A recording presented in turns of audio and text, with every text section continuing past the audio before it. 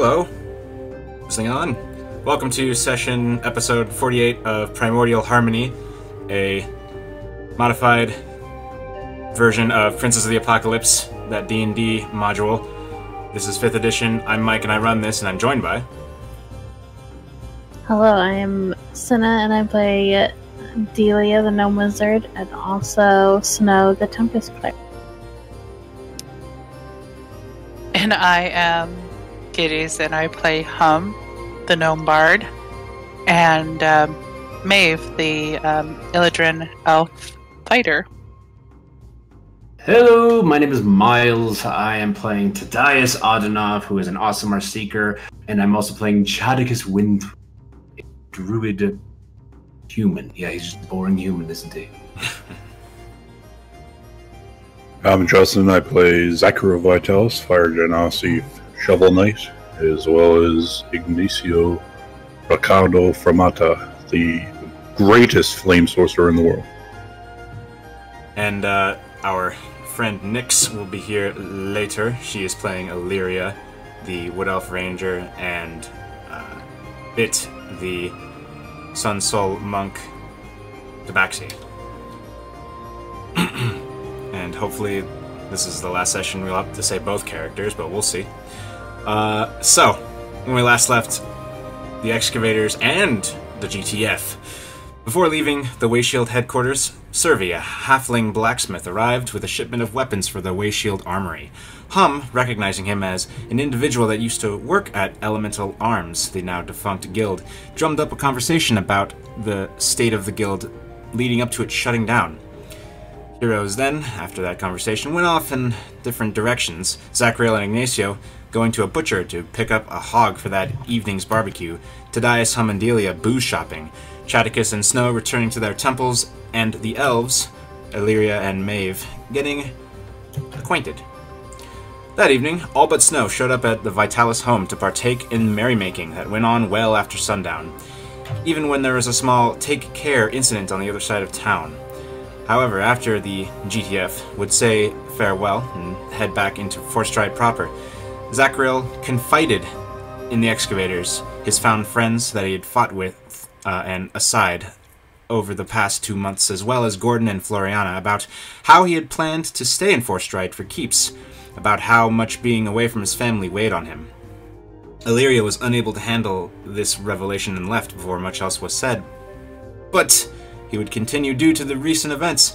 Zachariel felt that he had some role to play in all of the events happening. With that uncertainty, and with an impassioned, compelling speech from Hum, Zachariel decided to continue on, fighting with the party against the elemental cults until they were stamped out. After this was resolved, the party was adjourned, for the most part. Tadias headed off to check on Illyria before heading back to Poor Decisions, letting her know that Zach had decided to stay. Meanwhile, Gordon would walk Hum and Delia to Tiddles and Fiddles, where a very drunk Delia would load up on grease and bread before turning in. We continue our tale with Zachariel, his wife in his arms, as he is about to carry her inside. 1 second.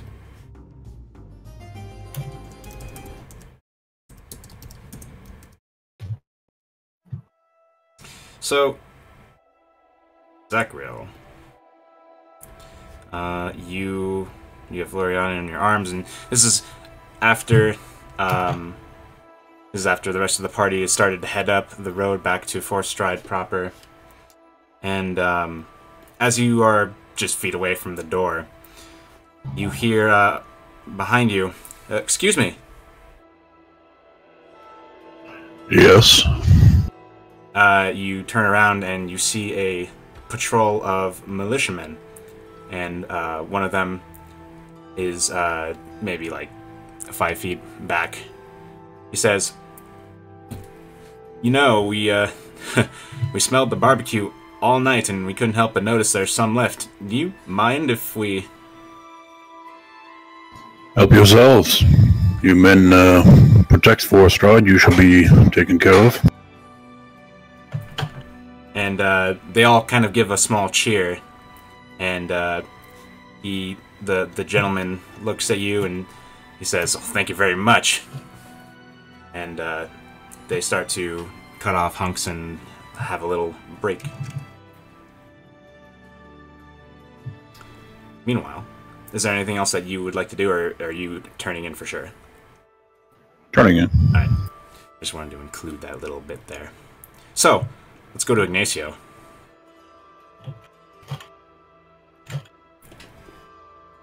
Because there's something that I think you said Ignacio wanted to do. Yeah, he's heading to look for snow.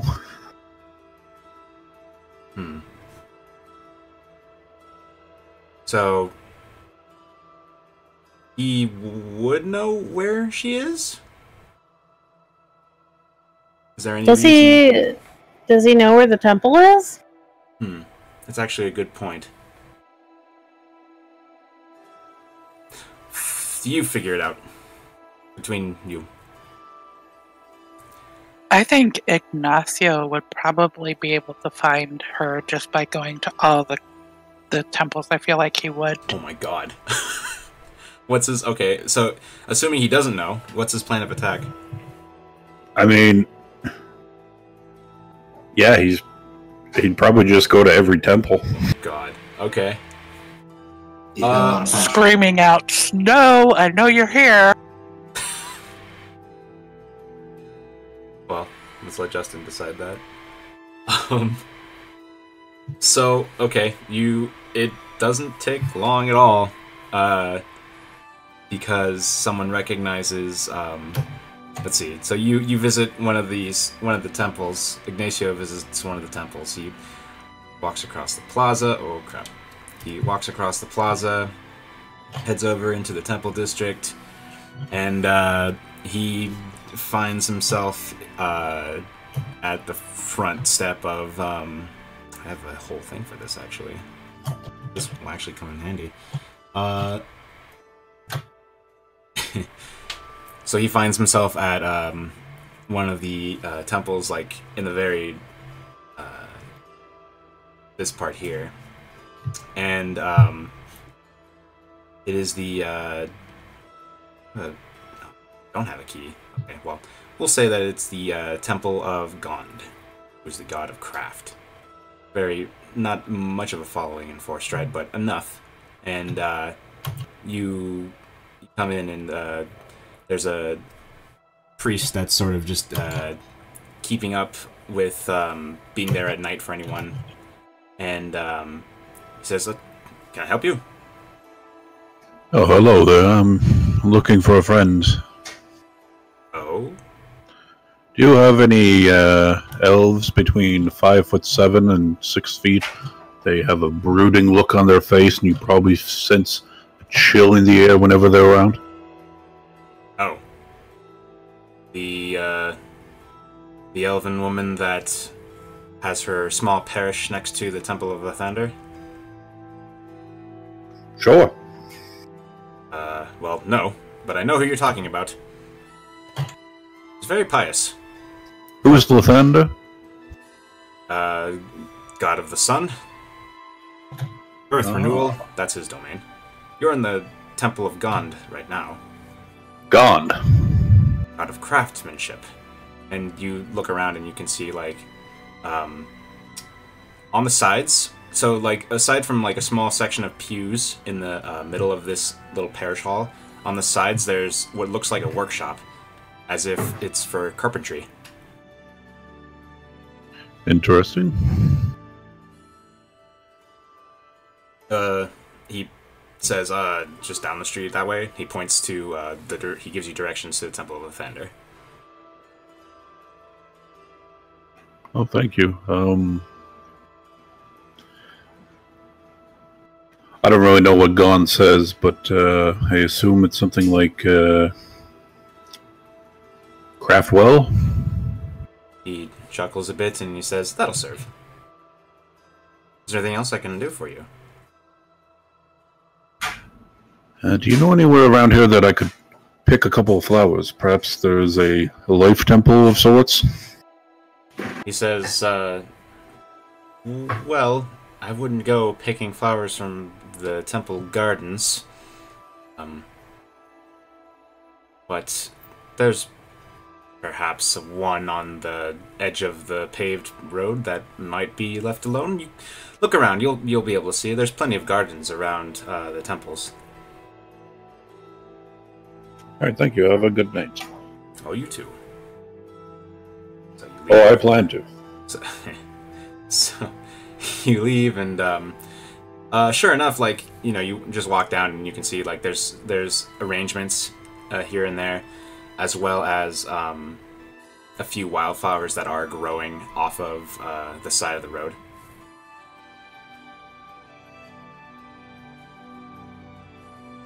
I will just reach down and snatch one off of this plot here. Sure. It's a yellow lily. Why not?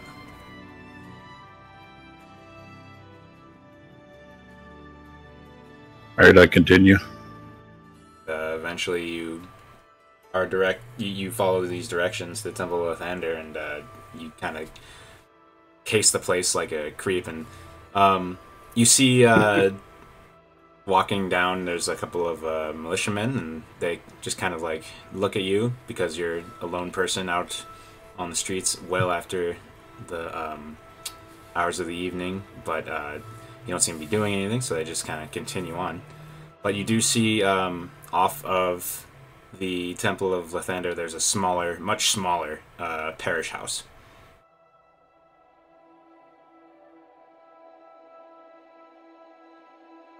What's the door look like, Senna?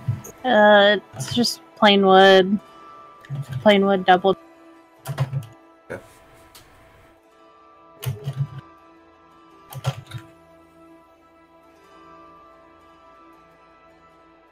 You do.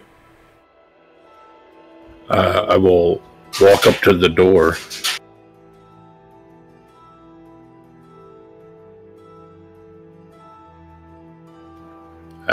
Is it locked? Is it? No. Push it open. What's Snow doing right now? She is up at the dais and is kneeling in front of the altar, and on the altar is ice and her sacrificial dagger, and they are all very well sharpened and shiny. What's Theo doing, out of curiosity? What would you have him be doing? Is he sleeping at this point, or is he doing... Yeah, he's probably asleep. Okay. So, you enter this chapel. Beyond... Ignacio enters the chapel, and beyond the pews, you see the figure of Snow kneeling at the dais. Well, this is quaint. Snow turns and looks at you, and she says, "This is my life's work." She crosses her arms and looks at you. Oh, you weren't at the party. You missed all the festivities. The time for festivities is not right now. Okay, how about right now?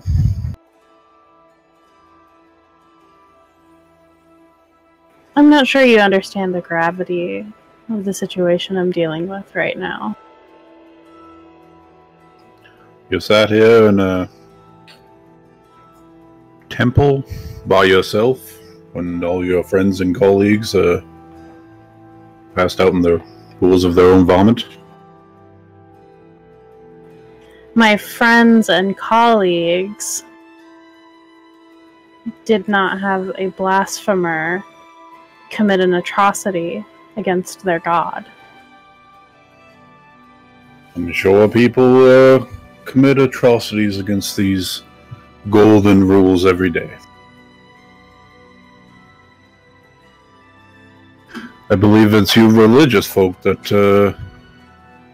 to accept people and forgive them for their transgressions, is it not? It is not my place to judge whether or not he should be forgiven. it is my job to bring him to justice. She turns back to the altar and picks up her weapons. You know, you can't do it alone, right?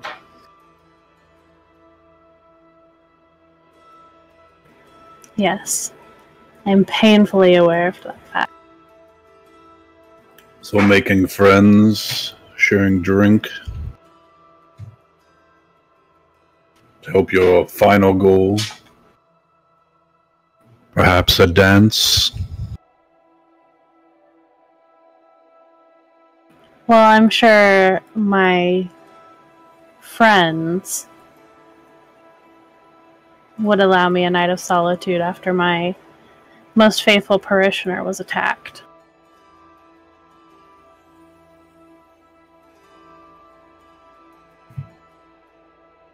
I suppose they would. But the night is over, it's now morning.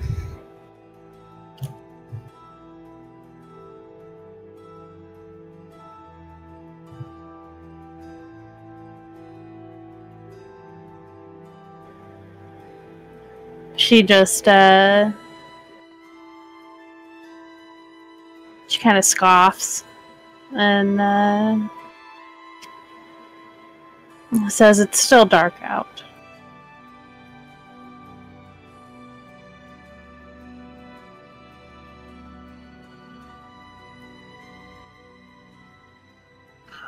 Are there sconces in this room? There are, like, candle holders on the wall with blue flames. Oh, I don't know what the spell is called. It's cost so much. Continual flame. Certainly. That definitely makes sense.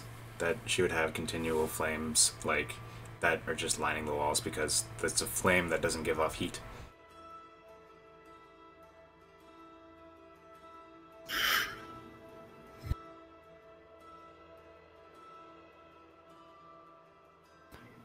So do you hate all blasphemers, or is it just the one?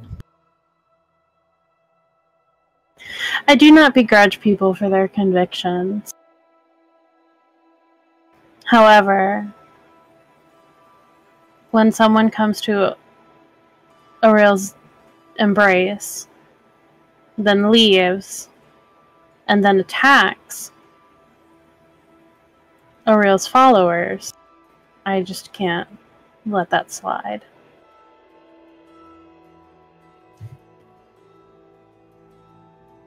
Perhaps you could tell me more of her embrace.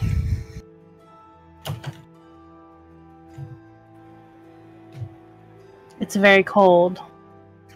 Do you have a ritual of embracing? No. That's a shame. Well, I have something that is warm to the throat.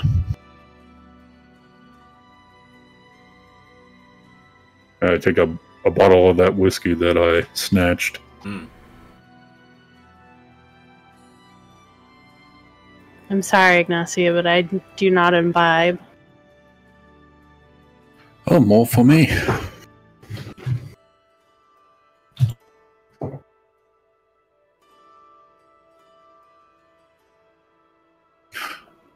You know, if you weren't so cold all the time, you would make friends and allies that would be more than helpful, more than happy to help you.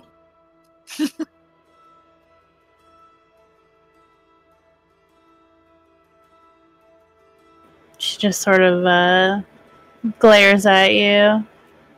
Some allies may have skipped a night of drinking and debauchery to head out to search down this criminal.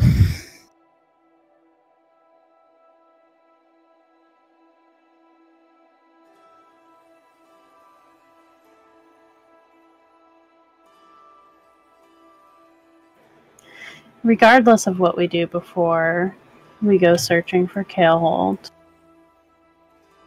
I need to make preparations.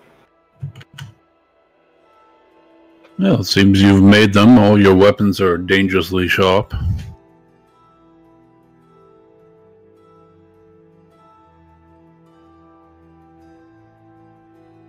Sharpening my weapons are not the only preparations.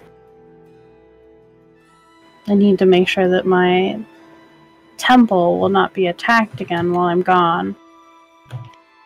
You're in the middle of the city, now employed by a group of mercenaries. I don't think anyone is going to come attack you. It happened once. Were you involved with a group of mercenaries who pay you?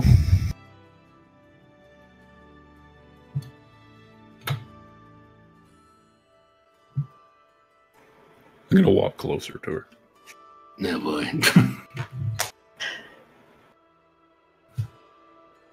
As a matter of fact, I was with you guys when my temple was attacked.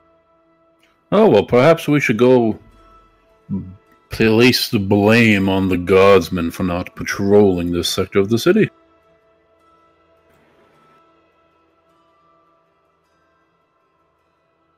Or that strange man over in the garden that doesn't speak. Would I know his name? Wait, the name of... Tianpa? Oh, if Snow cared enough to know, like, the people around, then yes. It's not hard to learn names. If you're, like, a community of religious, practitioners. In this multi-theistic world we are in. Tianpa has been nothing but cordial to me. I see. You fancy him. That is not what I said. I walk closer. So what you're saying is you're available then? No, my heart belongs to my goddess. Well, I don't think giving your heart to a goddess allows your bloodline to continue on.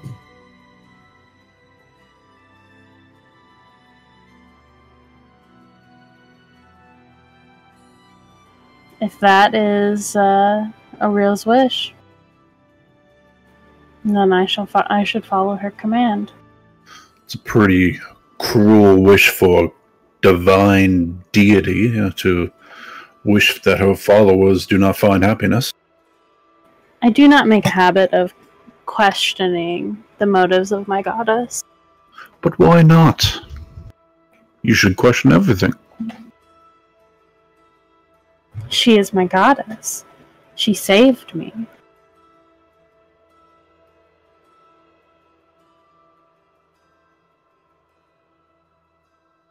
I assure you, if someone saved me, I would not refer to them as my god.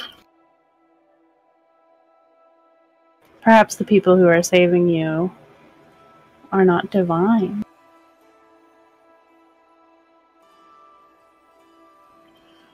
An interesting thought.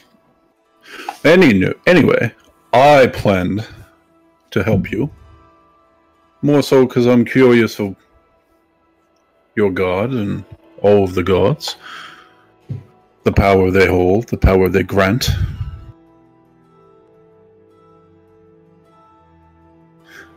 Do you know of any mortals that have ever become a god?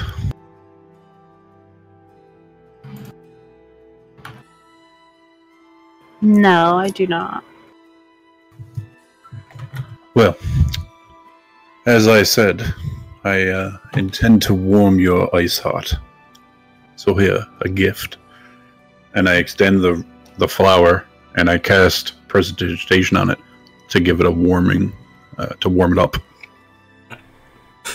Okay. Snow takes the flower and says, "Thank you, Ignacio. This will make a great gift to my goddess." And she lays it on the altar.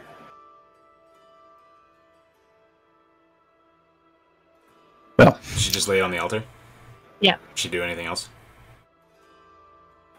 No. Okay. Did you offer that animal before? Did you just lay it on the altar? Or did you do something to initiate? Like. I said a prayer. Oh, okay.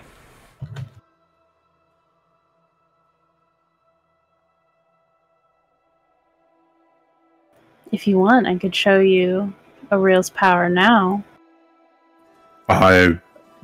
Color me intrigued. Snow steps around to the other side of the altar, places her hands over the flower. It's a yellow lily. Over the yellow lily, and says, "My goddess, I would offer this flower unto you." And closes her eyes and prays silently for. The altar grows cold. Ignacio, if you're paying attention to the lily, you can see that starting at where it's touching the altar, its form sort of starts to firm, and it becomes rigid, and recognize that it's frozen solid. Snow picks up the flower and walks it back over to Ignacio and offers it to him. I will take it. It's particularly frigid, and it takes a while before it actually, like, normally if you had a frozen plant like a flower and you like had it in your hands, it would warm up decently quick because there's not much surface area. There's a lot of surface area to volume for like the petals and stuff, but this takes a while to warm up in your hand, and when it does, predictably, it wilts as it thaws.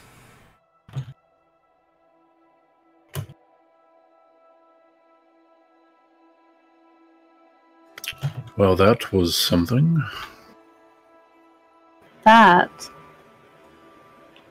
was Aurel.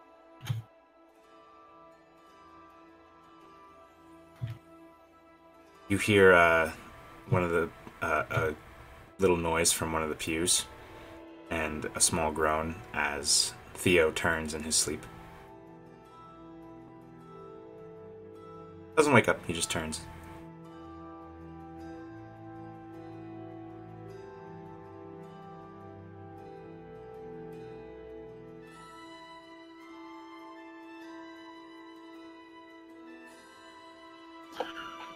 You have shown me something of great importance to yourself. I appreciate it. Snow nods. Now, are you sure you don't want any of this? I am sure. Thank you, though. You could have a drink for your goddess. I like to remain clear-minded.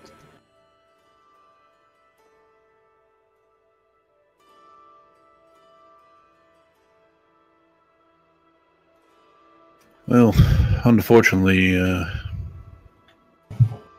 it's the one thing I don't like to remain. And he turns around and walks out. Alright. Ignacio goes and returns to where he's staying. The night is mostly quiet. Tadias is back in Poor Decisions, yes? Yeah, probably just sleep on the floor. Let's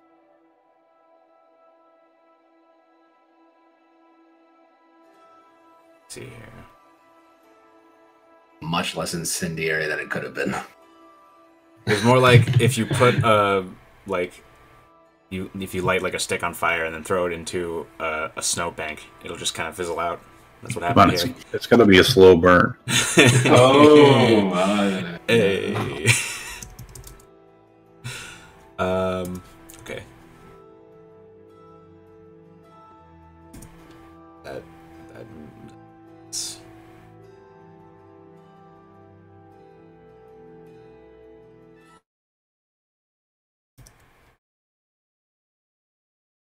So, Tadias, you dream. You find yourself in the hall in one of the hallways in the Archaeological Institute. You recognize this particular hallway because just a couple of steps down and to the left is where Katie's office is. The threshold of the door is in sight, but you can't see inside from the angle you're at. But as it happens, the door's open. And you hear, "Hey, that was a very cute date you took her on." Katie's voice. Obviously not her, but Safinir. "Tadias, come, sit. I have news." Walk in the room. And, Very slowly sit down. Why do you always come in this form? it's familiar to you, and it's the easiest way to get in touch with you. I'll try something else next time if this makes you uncomfortable. I'm sorry. It's just a curious choice. Go ahead, tell me your news. The dark force that's aligned with the elemental evil that I spoke of just the other day to you is... I've learned that it has chosen a being to do its biddings. And that creature is... And she opens her mouth, and instead of hearing, like, any kind of semblance of words, you just hear what sounds like wind chimes and flame being tossed around in, like, a storm. And then she says, "You must stop," and then the noise again. I'm not too quick on the Primordial. You might have to write that down. Primordial? That was Celestial. It sounded like fire and rocks the way, Zachariel talks. I should understand Celestial. She opens her mouth to speak, and her lips move, but you hear the same kind of thing. And in addition, you also hear like a strange, high-pitched ring. I just kind of squint a little, really focus in on it as it's kind of hurting my ears. Ned, what's going on? And she's blank-faced for a second, trying to comprehend what's going on, and then her eyes kind of go wide, and she says, "Oh gods, it was worse than I feared. It must be blocking my knowledge given to you." She starts to move her eyes around. Tadias, you'll have to settle for... Where can I find it? Where can I find the knowledge? You'll just have to do some digging, I think. But maybe I can help you with some cryptic metaphor. She looks embarrassed to say that, but she starts... I'm embarrassed for her. Yeah. She puts her hand on her cheek, looks up and around, trying to think of ways. She opens her mouth to speak. She says something. It's the same kind of nonsensical, garbled. And she, waves her hand like, "Did you get that?" Not a word. She tries again, and the same result. And it charades, like 2 words, 3 words. She says, I'm getting more and more vague as we go on. Let me try this. And she finally, you hear this loud and clear. "Be on guard, for the cold seeps through the walls." Did you hear that one?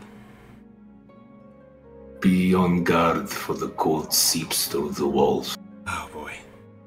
That's the best I can do for you, I'm sorry. I hate the cold. She chuckles. Alright. Well, I have a good team. We'll do what we can. She says, "You do have a good team." You will, be back to guide me, though, yes? If I can learn more, and if, we can handle whatever this power is. Her eyes kind of go wide, and she kind of stares off for a moment, shakes her head, looks at you.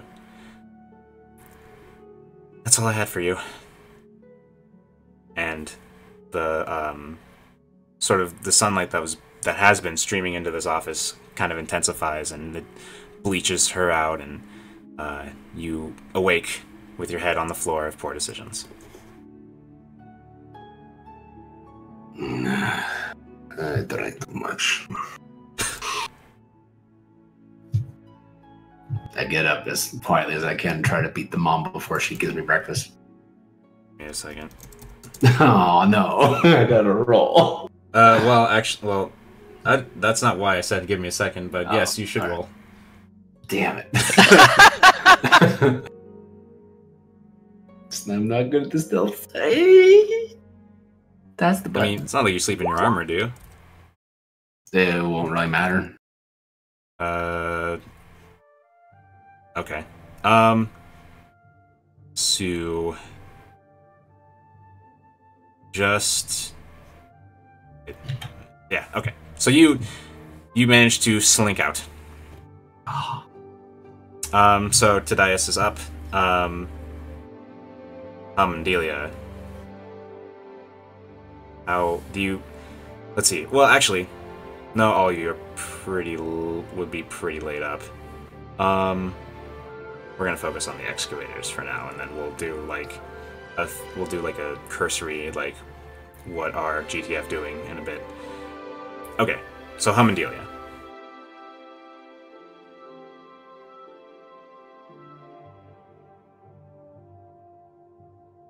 You find yourselves stirring with the small bit of sunlight that can enter Hum's room. Delia groans and puts a pillow over her face. Hum looks over and kind of opens one of her eyes, but it's that headache where when you open your eyes, it intensifies. And she says, "Oh, more sleep." What about Zachriel? He gets up. Awaking in bed with your lovely, loving wife. Slowly stirring. You want to play out a scene? Or... He's going to try his best to sneak out of bed. Oh, okay. Then, first, roll me a d4. Oh boy. Okay. She is not clinging to you. So go ahead and roll stealth. Obviously without with normal because oh well, there you go. So you you bounce the bed a little bit, and she does wake up, and she grasps your arm for a moment, just gives a soft squeeze, and she says, "Just come back before you go." Oh, I'm going to make you breakfast then. She smiles. Starts to stir and get up. Alright, so you're doing that. Illyria. Now morning. Laura is curled up against you.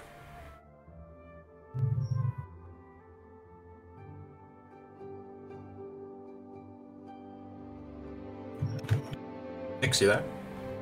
Yeah, I'm here. Do you want to say what Illyria's doing? I imagine that she's already up Sure. and she's making her tea. Okay. What's her intent later?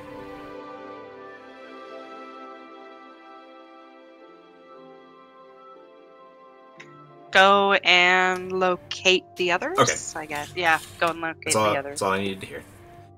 You direct your character. So let's see. I will take that and put it in my DM pocket. All right, Delia and Hum. You guys eventually get enough guts. Begrudgingly drags herself out of bed and kicks Delia and says, "Do you need water?" Kicks her. She rolls over and says, "Yes." Okay, I'm gonna go see if Gizo can get us some breakfast, and I'll grab us a pitcher of water. I don't know. I don't feel very good. What were we drinking last night? Fuck! Whatever it was, I regret it. So Hum, shambles downstairs. There's already, a couple of halflings in here eating, a breakfast. And Gizo is at his bar. And he's just, wiping it down and... Oh, good morning, Hum. Shh. Good morning, Gizo. What do we have for breakfast this morning? Says, I got a whole host of sausage. Any biscuits? Of course. Can I get some of those sausages and a biscuit and, maybe do you have, a gallon of water? He, without another word, he, plates, some sausage and biscuits with a kind of a loosely put together gravy. Not gourmet, but certainly serviceable, and a pitcher of water. Hey Gizo, do you have any of those tonics? I think my brain is actually coming out my ear. He says, I'll put it on your tab. He chuckles. Thank you. Puts together a small glass. You better make that too. You think I look bad? You should see Delia this morning. A second later, he makes another. She just throws a gold at him because, she loves him. He chuckles, takes it, puts it in his little under counter. If they come, if my friends show, just tell them, I look dead, but you saw me breathing. He chuckles, and he gives a nod. And as you start to slink up the stairs, one of the halflings says, one of the other halflings in here, one of the patrons, says, Hum, how about a mid-morning song? I'm taking care of a sick friend. Sorry. Shame, I'll see you later then. Turn back to each other and keep eating. Okay, so you are nursing hangovers. Illyria is starting to eventually make her way to Tools and Fiddles. Tadias? Or leaving for decisions, and where are you going? Probably just next door to check on the drunks. Alright. So you enter, and Gizo smiles and says, they're nursing some hangovers. Oh, I know. Now, where exactly are they?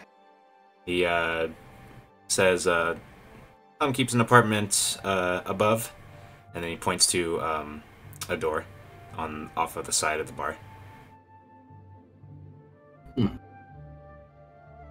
He says, it's pretty cramped up there. I don't know if you can...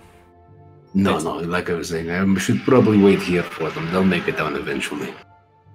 He nods and he says, do you want anything to eat? Nah, I'm good for right now, but thank you, Gizo. He nods. So back at the Vitalis household, everyone who lives here is gathered around the table eating breakfast. And Floriana is just leaning against Zachariel. What are they eating?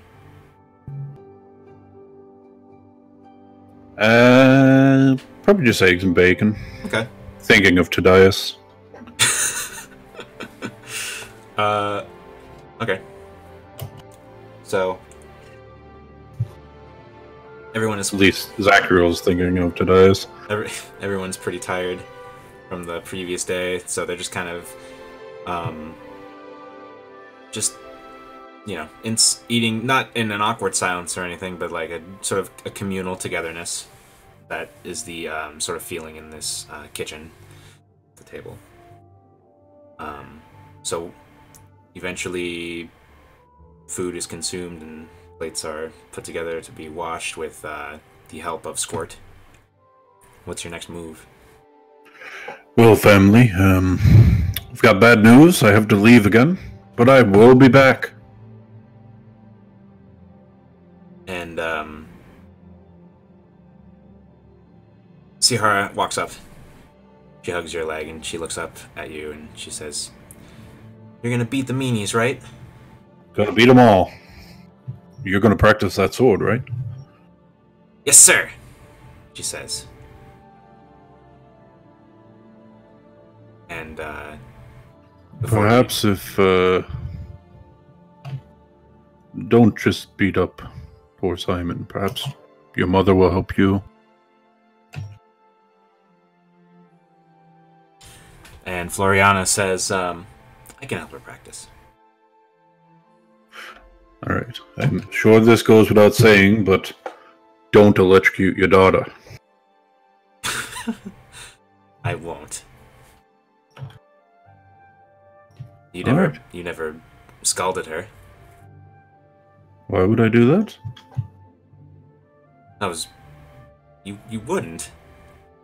I'm just saying both of us are capable parents. Of She course. gently nudges you. You more so than me. And she smiles big at that, and she leans forward and kisses your cheek. Before you leave, make sure you stop by to say farewell. I'll be honest, usually we have a plan of where we're going to meet. I have no idea what's going on today. I'm sure you'll find each other.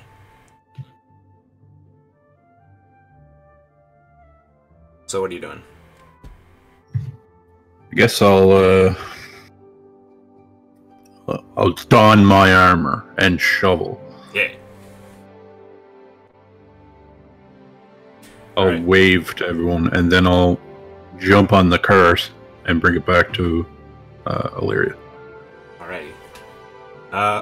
Illyria, as you are starting to make your way out, coming up the hill to your home, is Zachriel with the cart that you had bought to transport Altosi.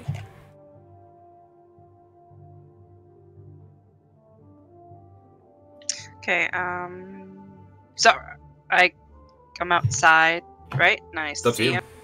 Or from your balcony, whatever. Well, if I see him from, yeah. So if I'm on my balcony, which I probably am, I'll just go outside right away.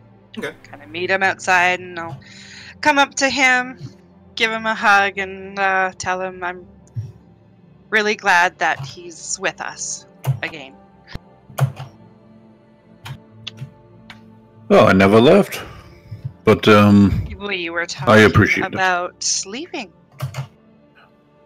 I was worried, but with the help of all of you and a little frightening presence from Hum's brave but true words, that won't happen again.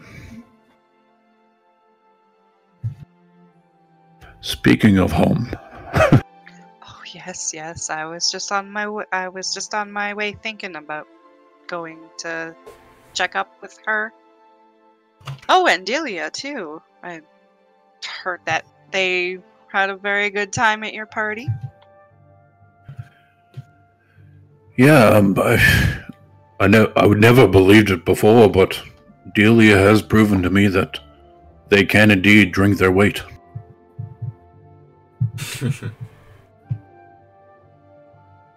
Hey, out of curiosity, what's Illyria gonna do with the cart? Because it's relatively big. I'd have to, Larry would, take it to the stables. Okay. I will Gotcha. Okay. I will get off the cart and extend my hand for hers to help her up. Okay, I take his hand and get up there. You didn't have a horse with this cart, right? It's just a cart. No, I did. I know, but I don't think that... Well, I mean, it really doesn't matter that much, but taking the meat to the barbecue, you didn't have a horse there. I am the horse. The horse that was with this cart is still in the stable. So I am the horse. It's simple enough. So yeah, we're not gonna dwell on this. So you take the stable back, or sorry, you take the cart. Right, okay. You take the cart back to the stable, and you start making your way to where? To Twiddles and Fiddles. Okay, that does seem to be like the home base, the rendezvous. So yeah. Good friends, good family, good drink. But all undersized except for two. So yeah, you guys make your way back to Twiddles and Fiddles, and we're gonna say that this is the point where Hum and Delia eventually slink back downstairs. It is mid-morning. It's like 10:30 in the morning, and Tadias, you hear and then see Zachriel and Illyria with Valora walking into Twiddles and Fiddles. Delia still has her cloak on with her hood up. Oh boy. Delia, how many of me do you see? More than there should be. Yeah, I guess it's an improvement. I'm gonna kind of stand up and make sure I can get her on the stool. Hum stumbles behind her and says, "So is that more than one, or is it just the one you see, dude?" That's up to you to decide. I can go, but I was thinking about buying you breakfast, so... No, don't go. Alright. Tadias, you know that we love you more than anything. Anything? Even You're right more. up there with bacon. I think I am the bacon. But, I have news if you are in spirits enough to hear it.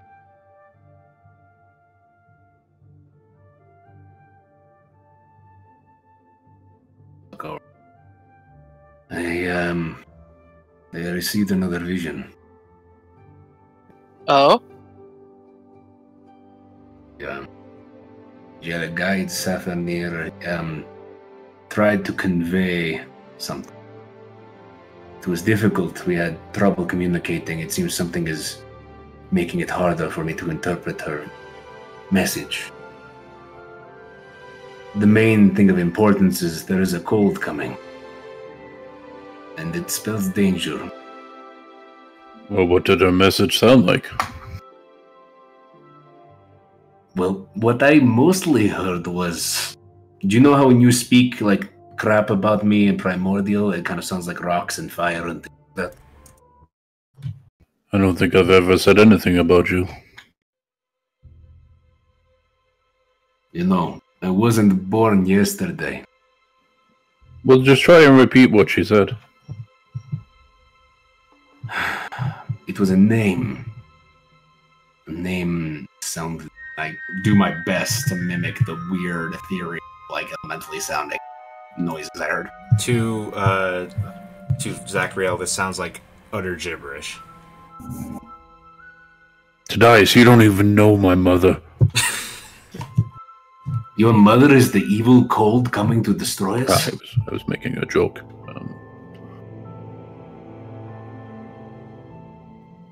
I wonder if that new person,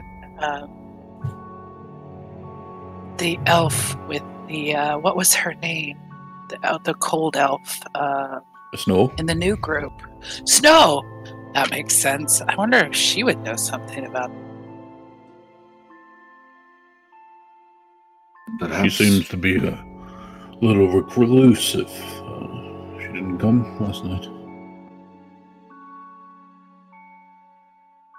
She Wouldn't seems hurt very to go devout. talk to her. Delia, would you like to go talk to the elf? I don't think Delia is in much of a condition to talk to anybody. You can ride on Tadias' shoulder. Oh my gosh, we get to ride on Tadias' shoulders? We should go, Delia. Can he carry both of us? He had before. With the, he's got a 20 strength also. But he did, we already heard that he could when we did the assault on the town. I think together we weigh less than 100 pounds. So it's definitely within reason. Well, if it gets us closer to the way we need to go, I can carry 2 tiny gnomes to do so. Now the question is, do we need little flappy bird noises to pretend you're flying, or is it just for convenience sake? Will you make the flappy noises? Because I'd love the flappy noises. I will attempt to make the flappy noises. Perhaps don't move too quick or you'll get the little flappy upchuck. Yes. Okay, so it sounds like you guys are gonna go try and visit Snow.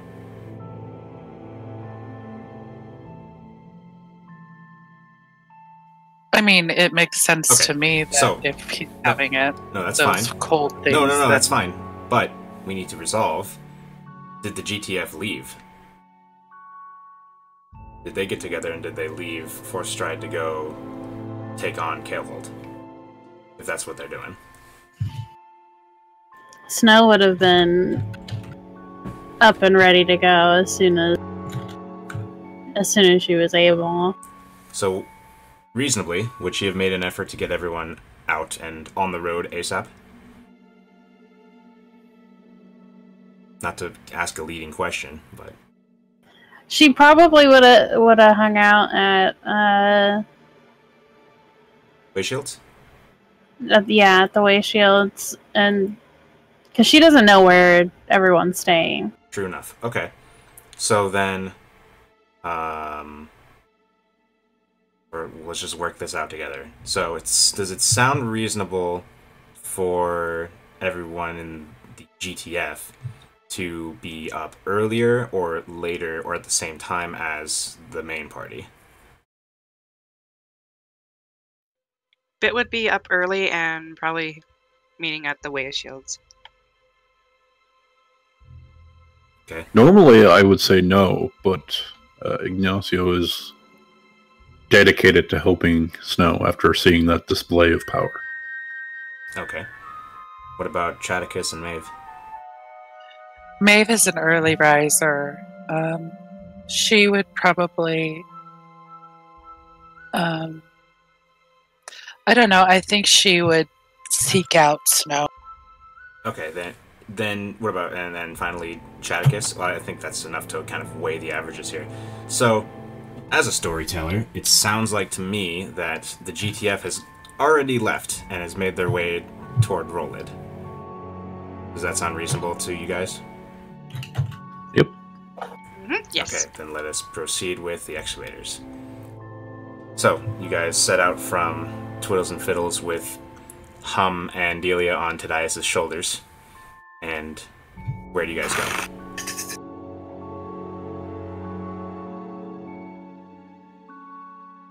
Just trying to get my shoulders up and down a little bit until I hear like some noises.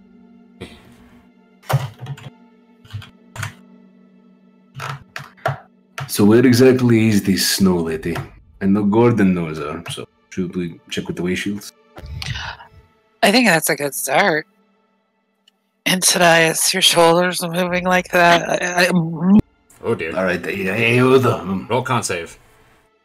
Aww. I need. Don't give me ideas.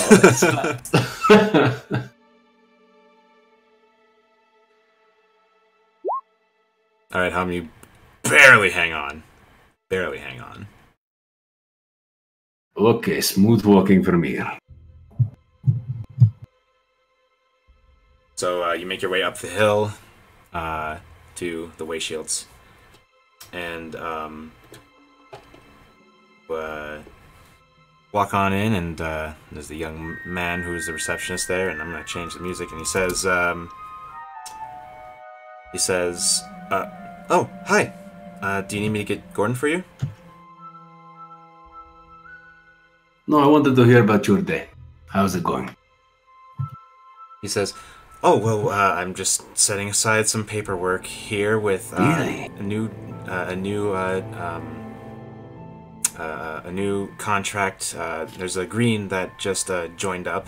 Not one of the ones that Gordon specifically recruited for. He wanted to do normal work, and we're just getting him all straightened out." And he starts going on. Do you ever go travel the roads? I don't think I've ever seen you anywhere but here. He says, "I don't really have the strength to fight, and I don't really have any reason to leave."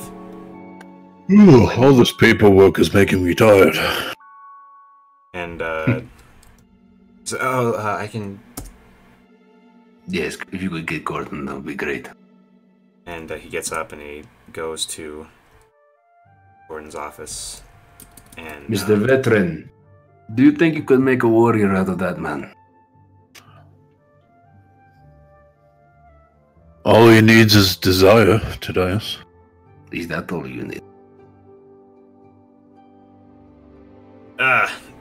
Veteran Zachriel, what can I do for you? As he walks out. You know, I've really enjoyed it the first couple of times, Oh, are you? and it hasn't gotten any worse. He chuckles, claps your shoulder. What do you need? Snow. Snow and the rest of my task force. Sure, but we need to speak to Snow about Well, Snow's departed. They went east along the Rollforth Road. They're going to take on that individual that had apparently has cultish ties. Did Snow have family or someone who worked close with her? We're looking for information about some sort of danger revolving around cold. Seemed like she would be appropriate. What would Snow have told, if anything, to Gordon about her temple and particularly Theo? Well, Gordon knows that Theo was Okay, attacked. thank you. I needed that reminder. He says, her at her small parish in the temple district, she has her one parishioner. Parishioner? She's a cleric, some sort of religious figure? Yes. Ah. Right, so I'm assuming it's in the religious area of Forstride, so just go look over for the icy place. It's a small chapel in the temple grounds of the Temple of Lathander. Lathander. Huh. And you're familiar enough with Forstride to know where this is. Right, well, I know where it is. I think we can just head there directly. Thank you, Gordon. Not a problem. And you guys head out from there and make your way down the street. And you walk through the temple grounds, and you make your way to that small chapel and try the door, and it opens, and a young man, his attention is immediately on you, as he's the only person in here. And did I not loop it? Oh, okay.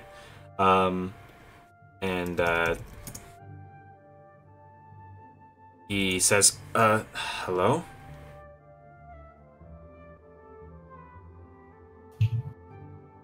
Theo, right? Yes? We were associates of the Way Shields. We were looking for Snow. We know she's departed, but we were hoping to talk to you about something. His eyes kind of go wide, and he backs up and he says, what do you need? And you can see his shoulders are starting to heave up and down. I'm gonna, with two gnomes on my shoulders, kind of reach over and put a hand on him and be like, don't. He's nothing concerning Snow. As far as I know, she's completely. This is okay. I have information I received recently that makes me concerned about the powerful elemental presence growing somewhere It has a presence of ice around it, and I have no way of knowing how to identify. He Do you know anything of it? blinks and he says, other than our god Arl. Wait, did I say that right? Ariel? Ariel. Other than our god Ariel, I don't know of any other presence of her frosty chill.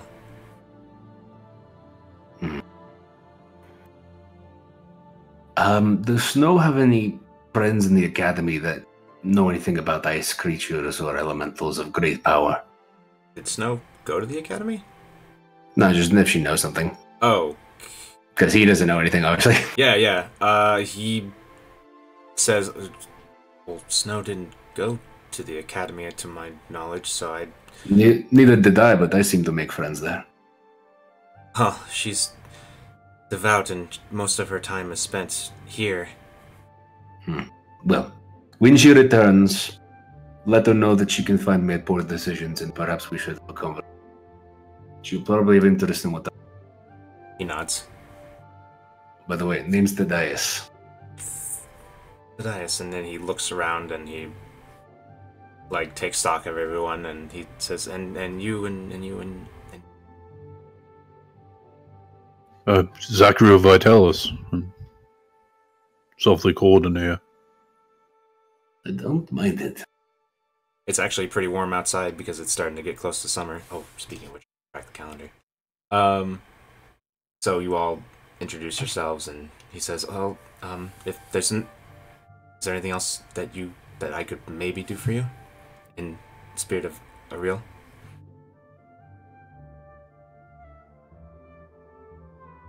Not unless you can cure a really awful hangover.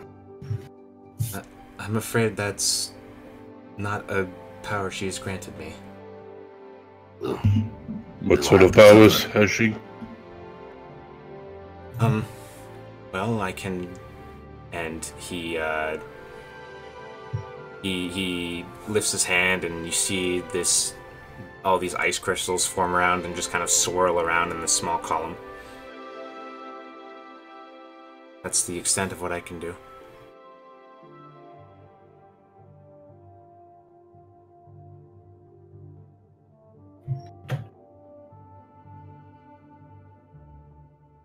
He awkwardly looks at the party who's just standing there.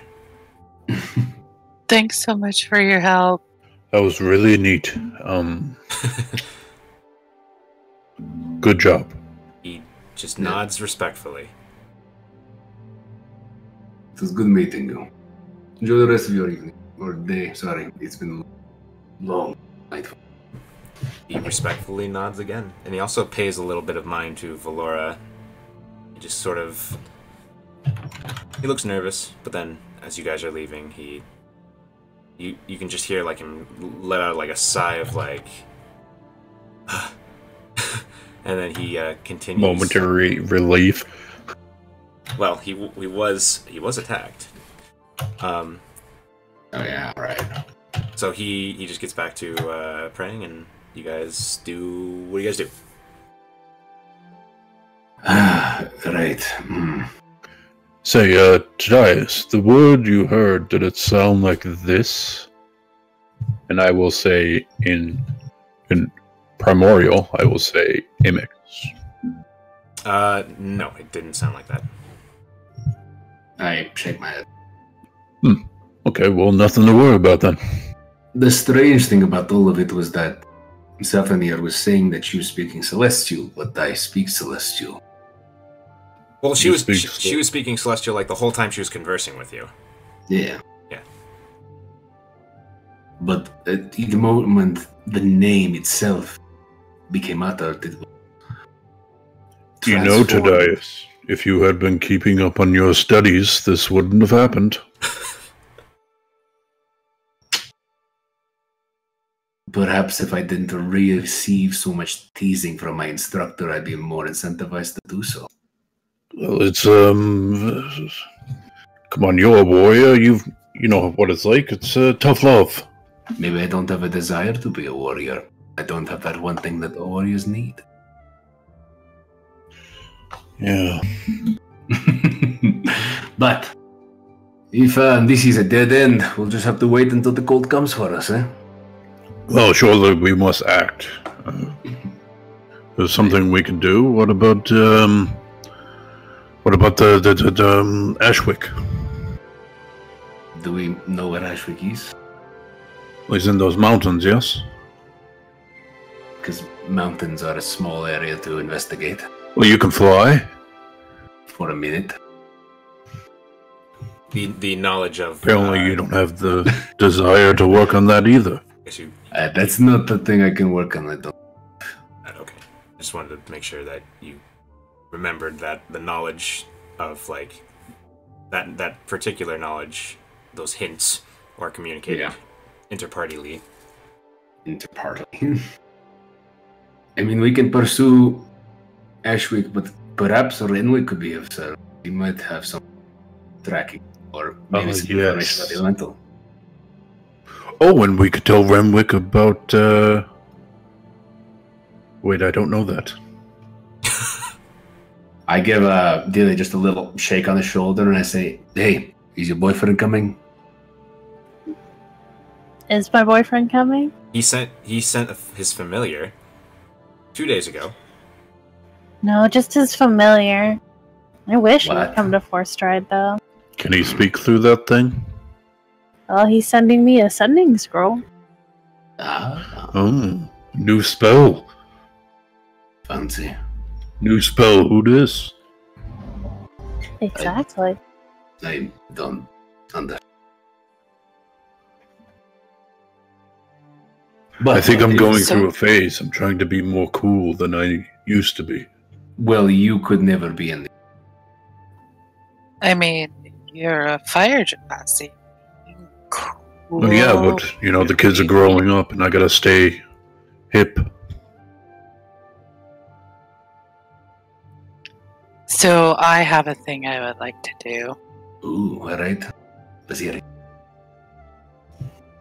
So I really think we should check out Elemental Arms. I had that vision about a cultist that was in the militia at the Elemental Arms. I think we need to check that out. Well, we have nothing better to do, so let's go for your vision. Wait, isn't that store closed? It is, but I talked to Survey yesterday because Survey used to be involved with Elemental Arms. And so I thought maybe we should go over and check it out, and then maybe we could check out Basden. He was the one that owned it, and then he told me about a guy named Schmidt. That was the last name. And I don't know how easy it's going to be to find him, but I was thinking that we should check it out at least.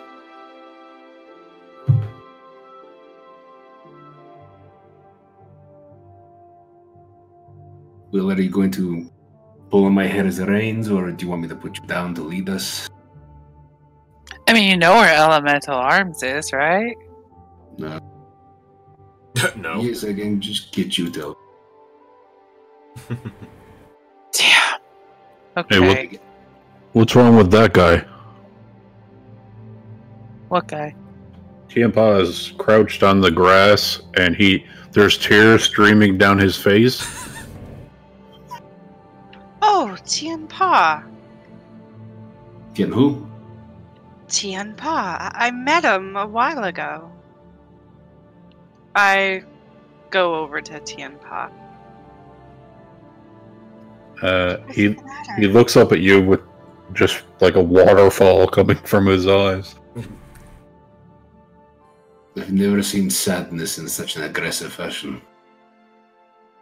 And he points down to the garden where it looks like a flower has been plucked. Aww. Eh, Who did this? Amazing. He's a very emotional man, is he not? Hmm. Did we want to spend some time consoling him or go to Elemental Tianpa? Arms? Who did this? He just shrugs. How could he know? Is there any way to fix it?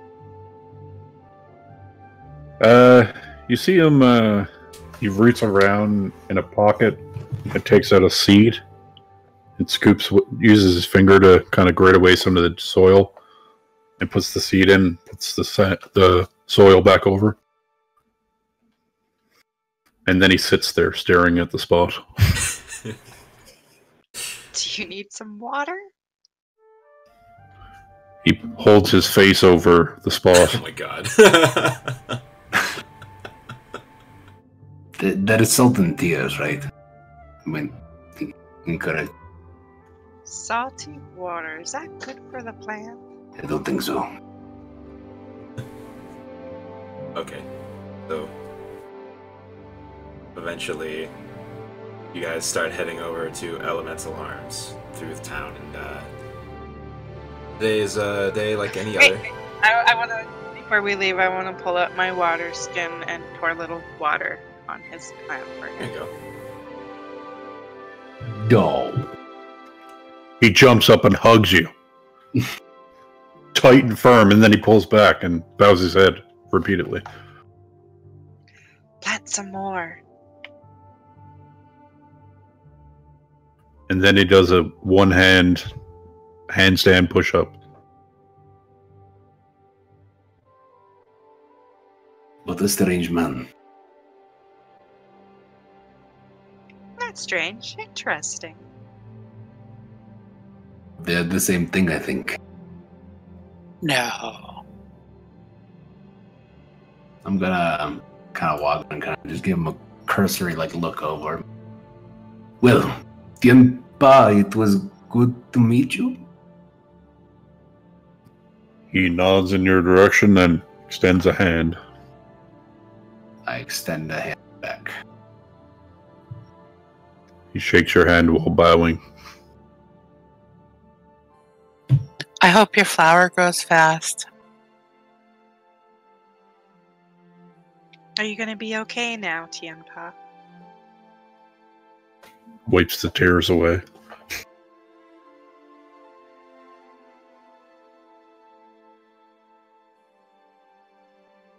Is that a yes or no? Smiles at you. Oh, great. Good, good. Why can I not talk to anyone recently?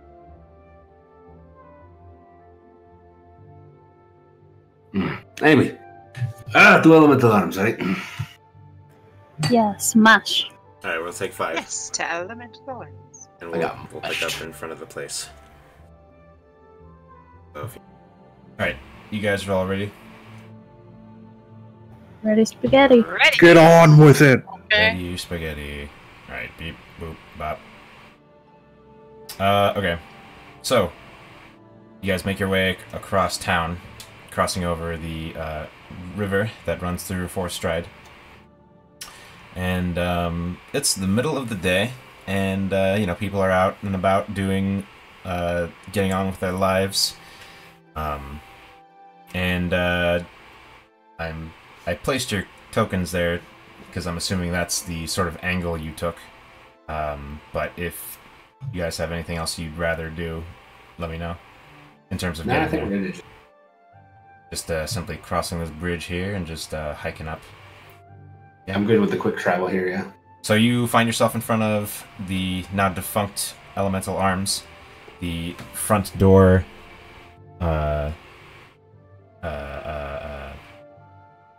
sealed with or actually it's just like a plank of wood that's put up there, and the windows are boarded up. I'm gonna slowly let down my gnome packet.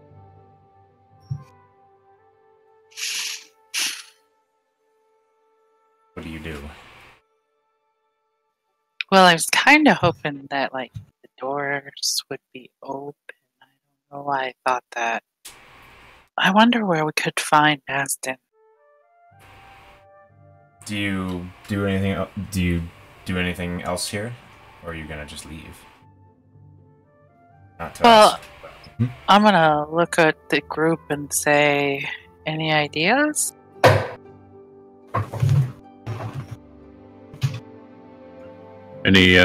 Any patrolling guards around at the moment? Roll a perception check.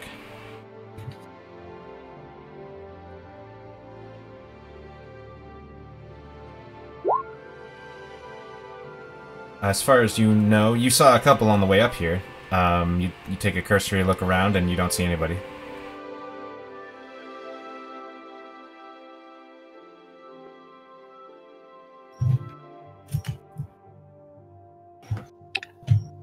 The shops that are around, or the places that are around. So this is... Do any of... This is Clear Currents. This is also part of Clear Currents. From where Hum's token is, what she sees is a view of the building here. She sees stonework building, brick and mortar, and then this here is also a brick fence. And she sees a single window here, but it's very clear that there's like she looks up at it and there's no one like there at that window. It looks like it's beside a hallway and it's just there to let in light.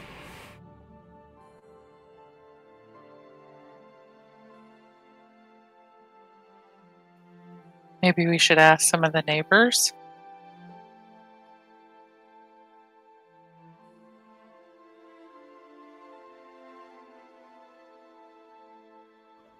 Alright, I'm gonna walk on back down the road.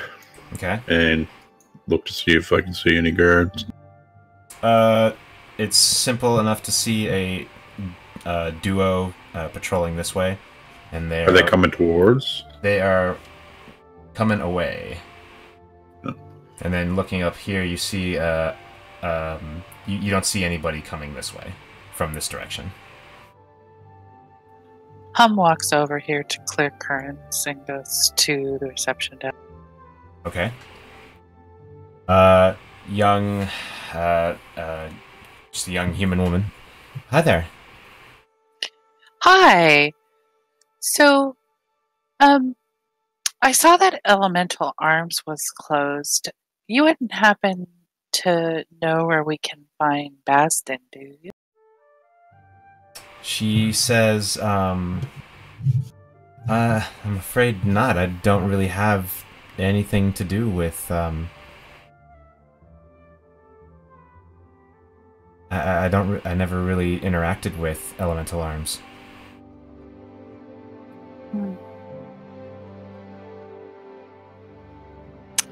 Well, would your boss know anything? Would he be willing to talk to us? She gets a look of like, oh no, I have to do things. And she says, I don't know, but I don't know, I don't know if he'd be happy with me disturbing him with something like this. You're not militia.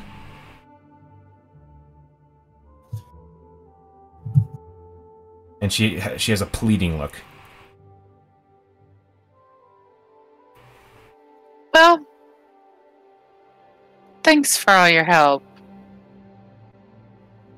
And Hum leaves. Okay.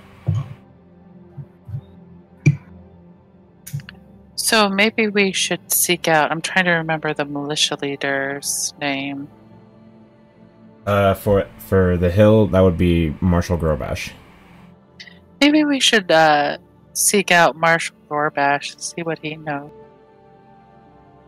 We never got to the bottom of the missing guards.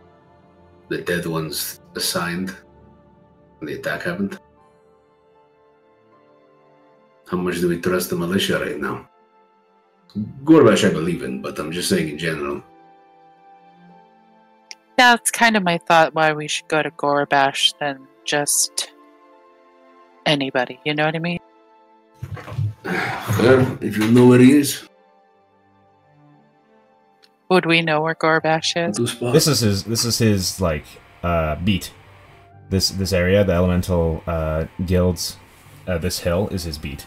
So if you seek him out, you'll find him eventually. Is that what your plan is?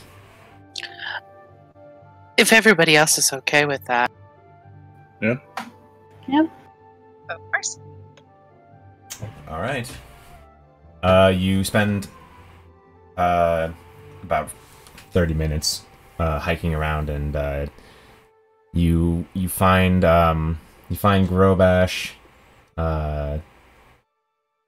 It doesn't even take 30 minutes. You speak to a militiaman, and he kind of points to where Grobash is, and he's on a patrol of his own. And you find him over here. And oh, the Excavators. How do you do today? Fine, and you? He says, well, all things considered, not bad. So, I had a couple questions for you, and I know they may sound strange, and I just, I got a feeling about something at Elemental Arms, and I wanted to seek out Basden, but I'm not sure how to find him. Give me a moment.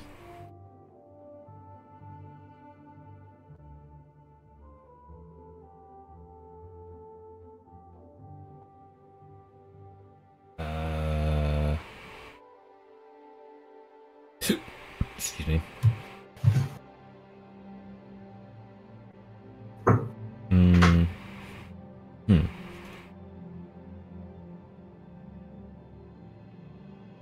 Where did I write that down?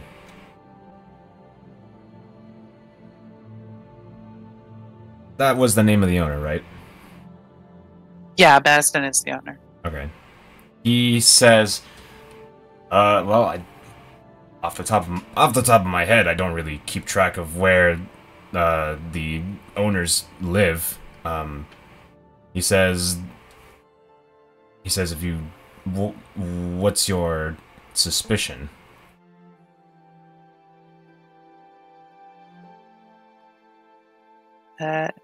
Something wasn't quite right about Elemental Arms towards the end there. I don't want to make assumptions and speak out of turn, so I wanted to do some investigating before I start talking about it. He says, and he kind of gets a tight lip, and he says, well, given, he says, well, he's, stand by.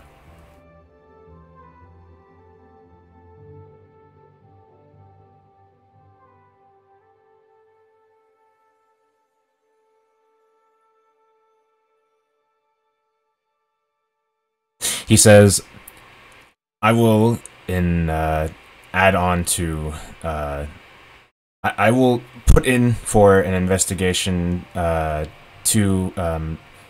Basden, and the best I can do is let you know. It's not, I am not permitted to simply, share information like that. Although, if you did, let's see, let me think for a second, sorry.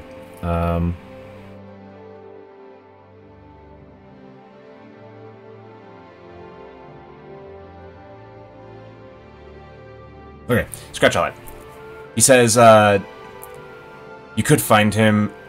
Yeah, scratch all that. He says, in the Citadel, we have a, small directory, but it's not well up to date. That is to say that if Basden moved in the past, year, it won't be accurate.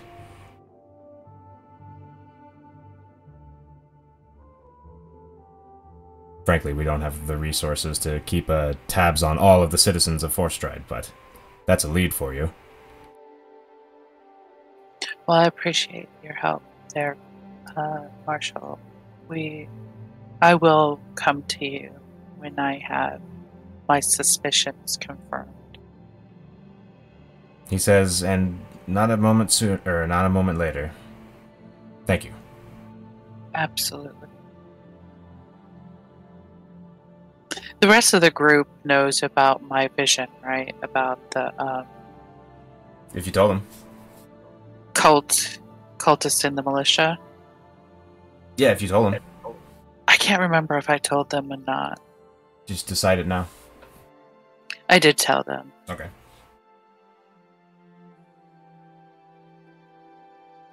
So what are you gonna do?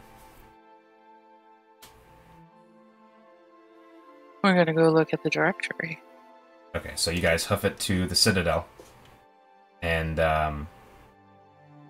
inside the Citadel, the first floor is it is a wide open room. It's like a great hall, and there's a mezzanine on the second level, and there's a small like desk that serves like it's multiple for multiple purposes here. Like you know that this place is also anyone who's lived in Forest Drain is actually associated with the Citadel at all knows that this like little desk island is also used for booking crooks, among other things, as well as like information. So you approach and there's a militiaman there, and he asks, "How can I help you?" And you negotiate to get a look at their directory, and he pulls out this massive tome. And puts it on the counter. And he says, "Go right ahead." Is it alphabetical? It's organized, and it's organized in a way that makes sense. And you look for the name of the where the hell did I put that note? It was a very important detail, and I had the note somewhere, but I don't know where it is now. But you find the name of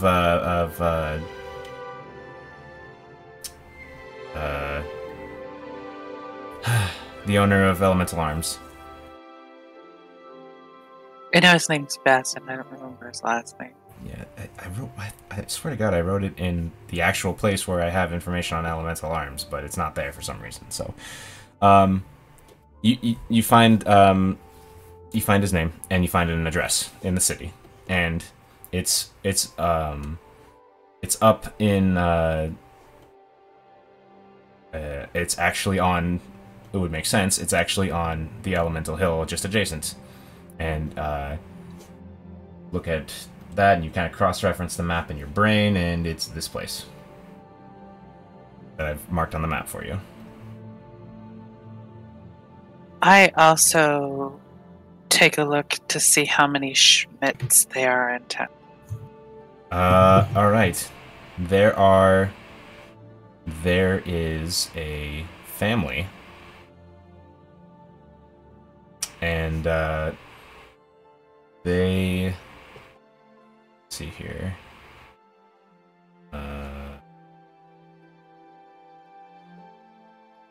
They live this area in the southern hill. I've also marked it on the map with an orange cross. Notes both addresses and says, "You guys still want to check this out, or do you want to do something else?" Oh, I don't know what else we would do, so let's continue investigating. Where do you go? Well, I want to head towards Basden's first. Okie doke. You make your way there.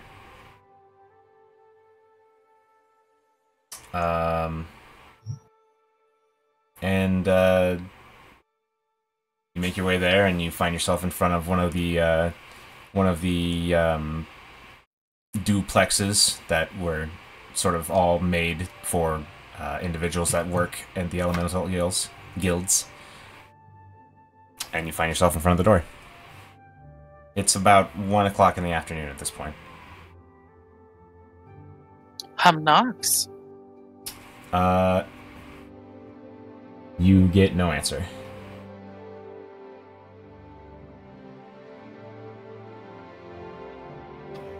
Maybe She he's knows. out for lunch. Maybe, but something doesn't feel right. Should we go check the other place and then Well, come back? why don't we leave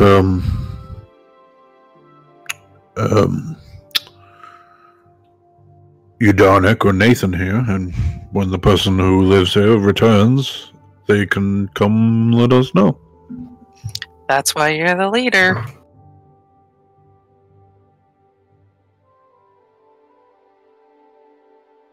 Delia, Tadias, Hmm? is either of you willing to leave your familiar?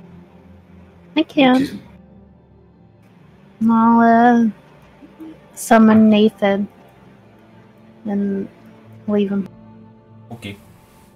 You summon Nathan, and he perches on top of the house. Bye, Nathan. Be a good boy. Ooh. We'll get you special. Did you just who? Me? Yeah. Yeah, I'm role-playing Nathan. What do you want? Yeah, but he's a dragon. I thought he was an owl. We reflavored the owl to be like a fairy dragon. Oh. I forgot that completely. He whoos anyway. Growl who growl. He whoos anyway because he's Fey, and he likes to mess with you.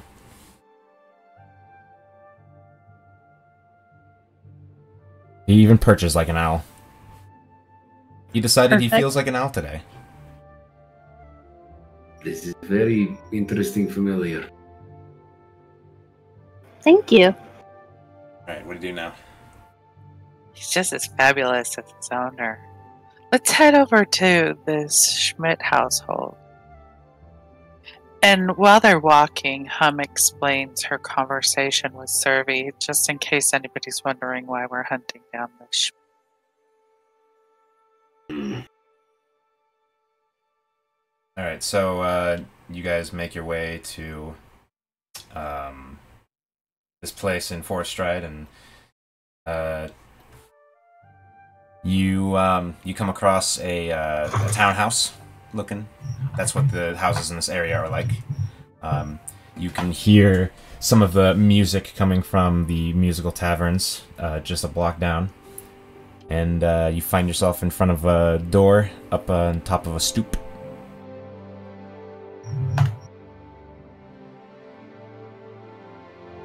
Hum knocks. And a few minutes pass, and a human woman opens the door. Hello, can I help you? Yeah, my name is Hum, and I am looking for a gentleman who used to work at Elemental Arms, a Mr. Schmidt. The woman kind of sags her shoulders, and she says, oh, Arden hasn't... Arden isn't with us anymore. Oh, I'm so sorry. May I inquire what happened? An accident. What kind of accident? She says it was work-related. I was told that some of the elemental energies were uncontained, and it wounded him beyond saving. And she looks in pain as she's saying this. I'm sorry I couldn't help you.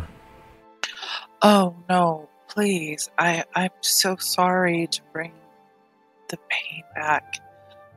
I hope that you and your family are well. She says, thank you. And she starts to slink back inside. And if you don't do anything, she closes the door. One question. Hmm? Do you know where I might find the owner, Basden? She, her brow kind of narrows, her eyes narrow a little bit, and she says, I don't know, and I don't think I care. I'm so sorry. I hate to disturb you. She says, it's alright, just, if there's nothing else. And then I'm just trying to get to the bottom of what happened. I think there was something more nefarious, and I just don't know who to turn to. Says, I'm sorry, I don't think I can help you. And, you can see just, there's a lot of, like, discomfort in her face right now. And she starts to slink back, and she starts to close the door. Well, if you ever remember anything, please talk to Gizo at Twiddles and Fiddles. He'll be able to find me. I can help. She nods, closes the door. And just as that happens, Delia, you feel a pair of talons on your head. And No. you look up and you see Nathan. Well, Nathan's back. I guess we're going back. Yes, we should probably make haste before he leaves again. Alright, so you guys make haste. I feel like it's like a Batman transition. Da! Or something more goofy. But you make your way back, and While we're walking, yeah. I say to the group, I wonder why Survey wouldn't have mentioned the accident. It seems that there was a big accident at Elemental Arms, and he gave me this name. He would know something. So you know that he left on his own volition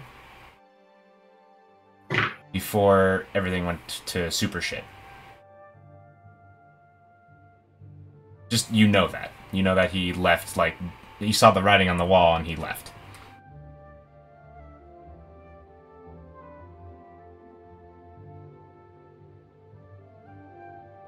So, yeah, you guys make it there. And, you find yourself at the door again. We knock? You knock, and, a tall, lanky,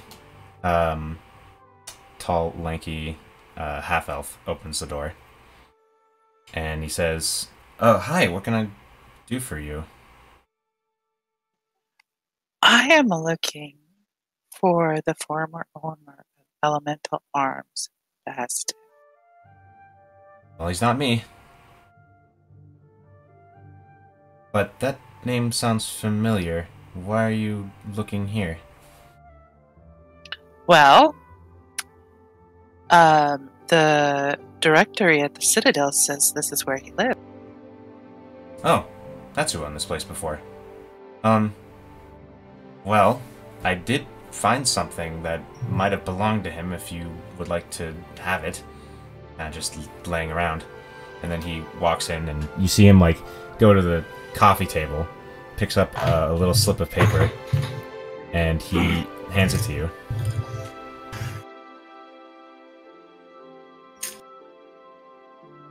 Thank you so much. How long have you lived here? 10 day and a half. I used to, he says, I work in Clear Currents, but I used to live across town, and when this place opened up, I jumped for it. Oh, you worked at Clear Currents. How long do you work there?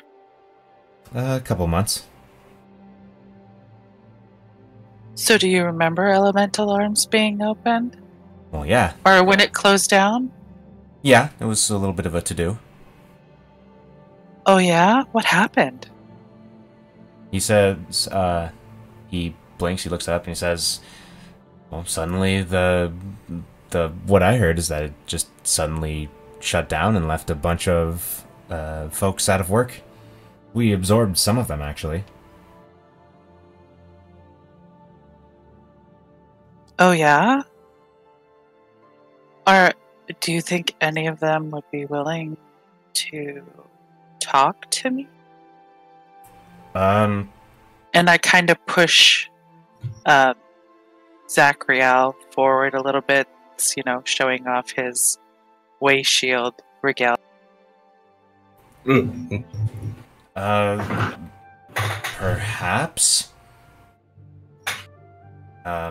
If you went and interviewed some of us at Clear Currents, I think some of us would, maybe, I'm not really sure. You know, I've been rude. My name is Hum. I work with the Way Shield sometimes, and I didn't catch your name. I'm sorry. Haro.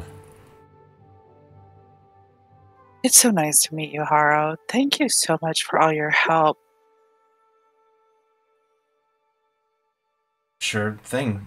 So, do you know anybody in particular that might have worked there a long time? He blinks and, he says, I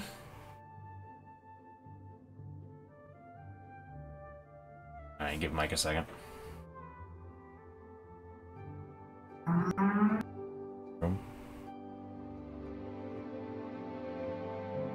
Get that brain running.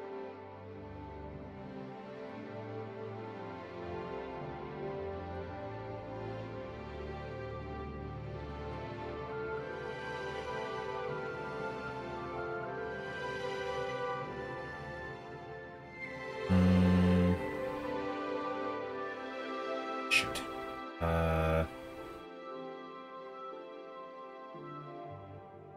Trying to think of something that's interesting and that'll move us forward. I'm trying. No, it's cool. I did have prep, but you know, plans never survive contact. All that. So Haro says, well, there's one guy that I had lunch with a bunch of times. He used to work. He worked there from its inception, but he isn't really a fan of long conversations. I mean, you can certainly try. He says he should actually be coming off of his shift at Clear Currents in about an hour. Oh, who's that? He says, were you asking his name? Yes. Great.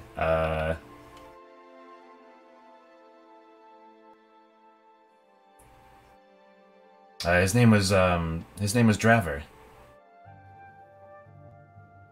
Draver? Draver Vert. Oh, okay. He says,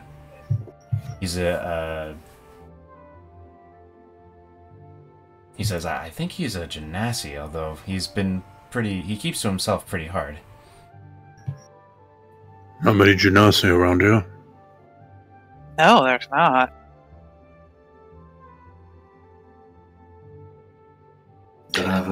What type? He says, I'm actually not sure. As far as I can tell, it's probably air. Because his hair, I swear, his hair is flowy sometimes, but if he is a genasi, it's very subtle.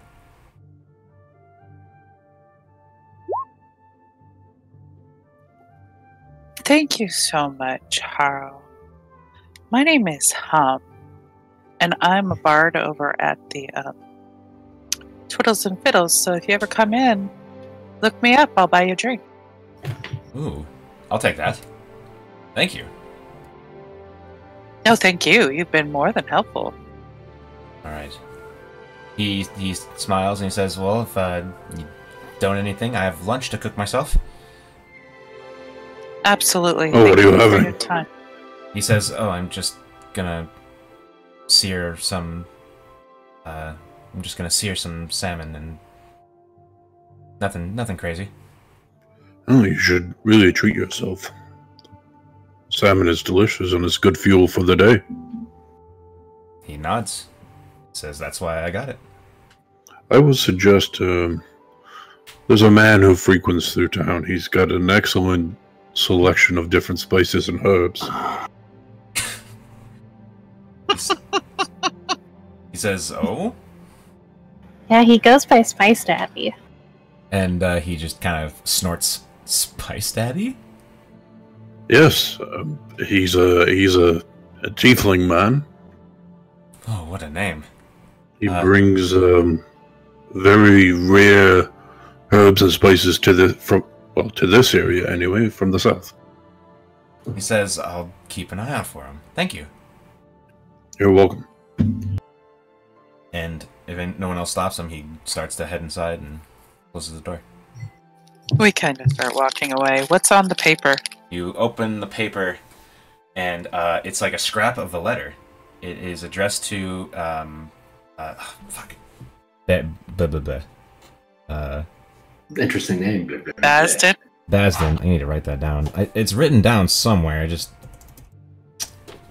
for some reason, that particular notation is not well. Can we change Basden to blah blah blah? No, we can't. Oh. Can we just call him Bubba? Oh my god, there it is. Jesus. Fuck. I need to just copy this and put it in, not a session prep, but He's a Coatoan name. Blah, blah, blah, blah. Yes. Okay. Christ on the bike. Okay. That's right. Basden Rekas. Cool. Okay, so it's addressed to Rekas because it's his last name. And now I've got Charlie the Unicorn on the brain. He says Exactly what you're doing. he says the note says, "Rekas, don't be a lush fool. We need your space to," and then that's it. That's all that's on the note. It's like a small, like, shred of paper. Do you see this? And she shoves it up towards Tadai. It looks like writing is. So, there was contention amongst them. Mighty suspect. No, Suri told me that Bastion was in his cups when things were ending. So, the drinking doesn't surprise me. What I'm wondering is, what's going on in that building?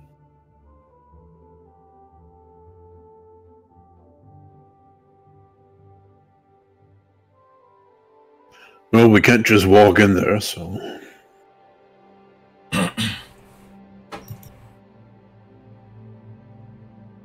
I say we go stand outside of Clear Currents. I can play on the corner for a while until, so we don't look so suspicious. Do you think you could dance, Tadias? Not well.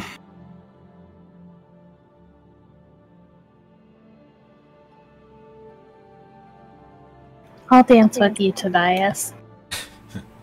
Okay, so you guys make You your should have seen way. the last time I tried to juggle. It didn't go well.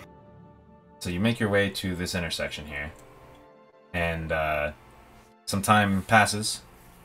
I'm gonna plot a little bit with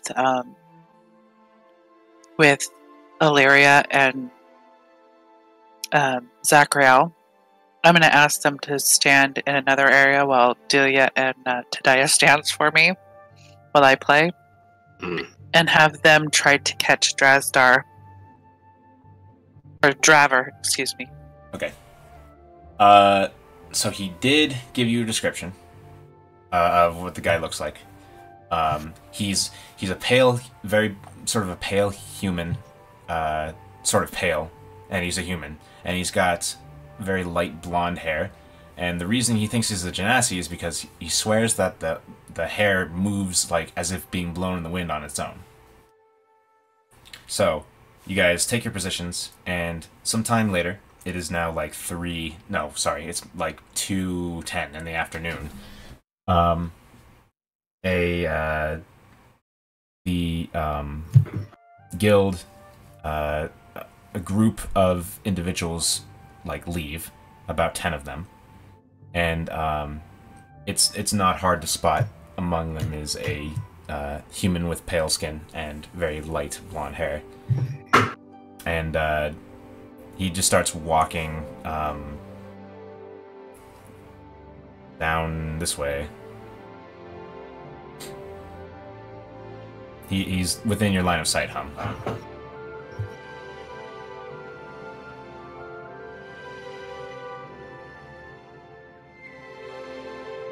Sorry. I stop playing and point and wave and point at Zachriel and Ilaria, hoping that they'll catch. I'll call out in Primordial. Hey, wait a moment. And you see for a second he turns, and then like keeps going. Wait. Driver. You stop. Turn around. And in common says, yes?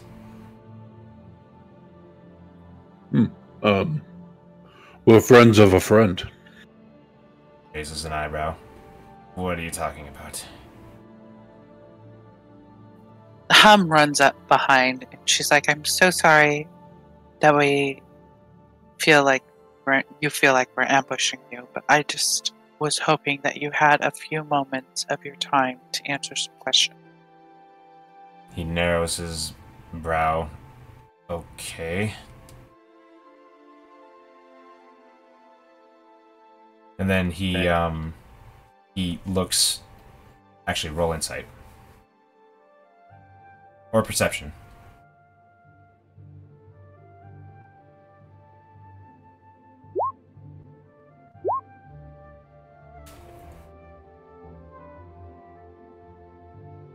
Zachariah's nervous as hell. Not just because, like, person, but there's, like... The pointedness of wanting to ask him questions seems to have him on edge. You don't get anything with that perception check. I will say in Primordial to him that we don't mean you any harm. We're just trying to figure some things that have been going on in town. I'm a way shield. You have nothing to fear.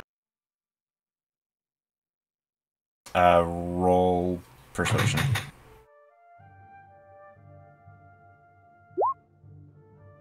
He kind of relaxes a bit, and he says, "What's this all about?" Hum looks at him, says, "Elemental arms." Go, Zeknam. I'm speaking to you. I switched to common. I'm speaking to you in Primordial, but you're answering in common. He says, "I just prefer common." Okay, alright, I'm just curious. And when you mention elemental arms, he kind of seizes up a little bit, and he says, "Sooner I forget about my time there, the better."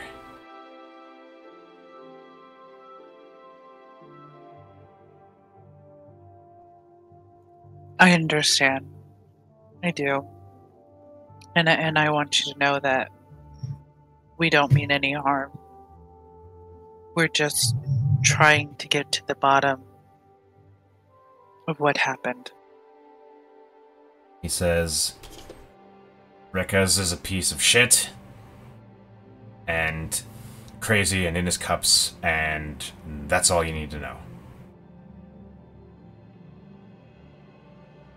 That's all I care to know." Do you know where he is? He shrugs. I don't keep track of him.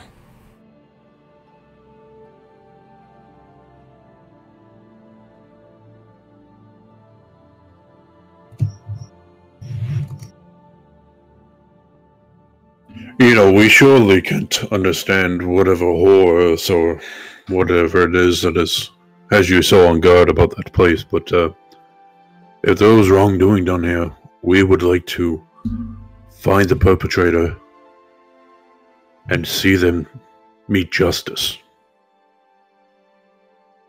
He nods a little bit and he says, this might not be of any use to you, but near the end, Rekka's tried to make amends with me. He was particularly an asshole to me. He takes a breath. He says he tried to get me to join some sort of club or something that they would hang out in the building after hours.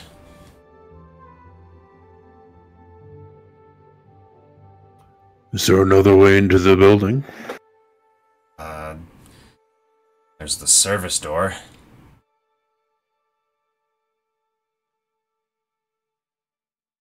And Where's that? He starts to, because you guys are standing there, he starts to walk, and he's looking at it.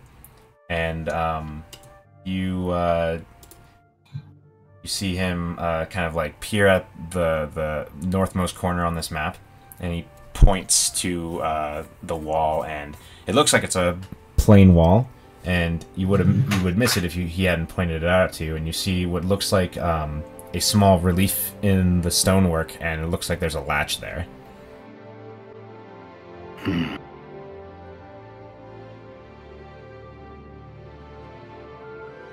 you ever see people still slink around here? He says, not really. But it's not boarded up for some reason, but he shrugs, he says, I don't know.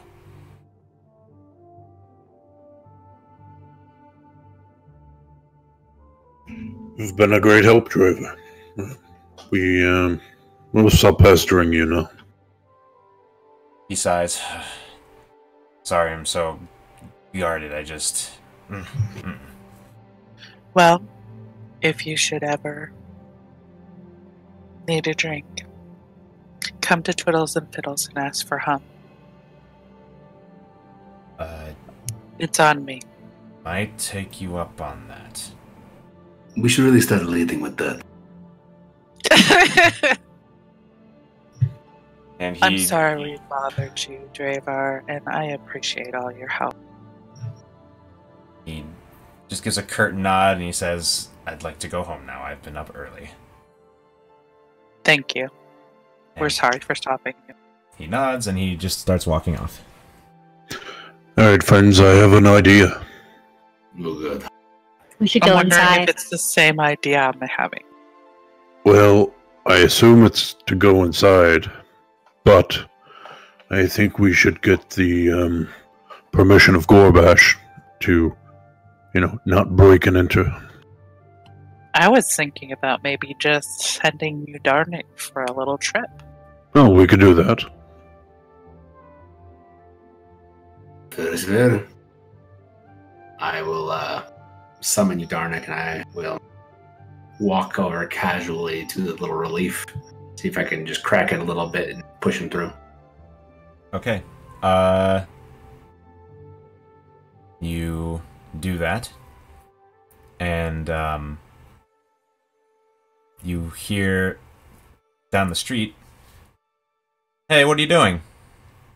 That Hum building's off starts limits. playing again.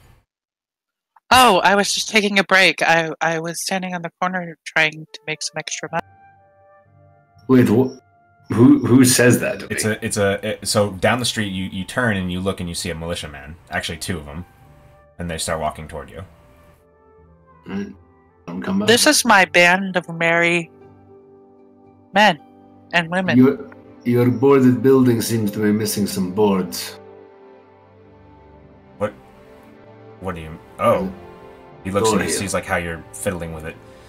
That's interesting. And then he looks at Hum and he says, he says, we know you, Excavators. Yes, I would just be worried that child might be able to find its way in there, and who knows what kind of technology and problematic things would be here. If you're going to board the building up, you should do it properly, shouldn't you? Roll charisma. Yeah. Roll with advantage because it's a decent play. Yeah, good. Roll it again. I didn't see that. Oh well. He says, noted. Maybe you should stay here. I think I should get Marshal Grobash. Well, that'd be perfect, because I wanted to speak to him. Yeah, that was the next place we were headed. Okay, good. I think we'll be fine. Hey, stay with him for me. And the other guy nods. And he jogs off. Hum begins playing anyways. So the militia, they treating you well? Yeah. It's a great job. Can you tell me anything of the signal flare that went out last night? Oh, yeah. It was just a small band of those gobknockers. Goblins. Oh, yes. Filthy gobknockers. Simple work. Although they've gotten a little more fierce as of late, but nothing we can't handle. Strange for gobknockers to get fierce. Well, normally they run, but some of these fought to the death, which was strange. Perhaps they're being driven out of their holes. He shrugs. Wouldn't know. And sometime a few minutes pass, and you see Grobash doing a little jog coming up. And he says, what's going on here? My allies? And he gives like a... He cocks his eyebrow. There's a thing I've been... Huh?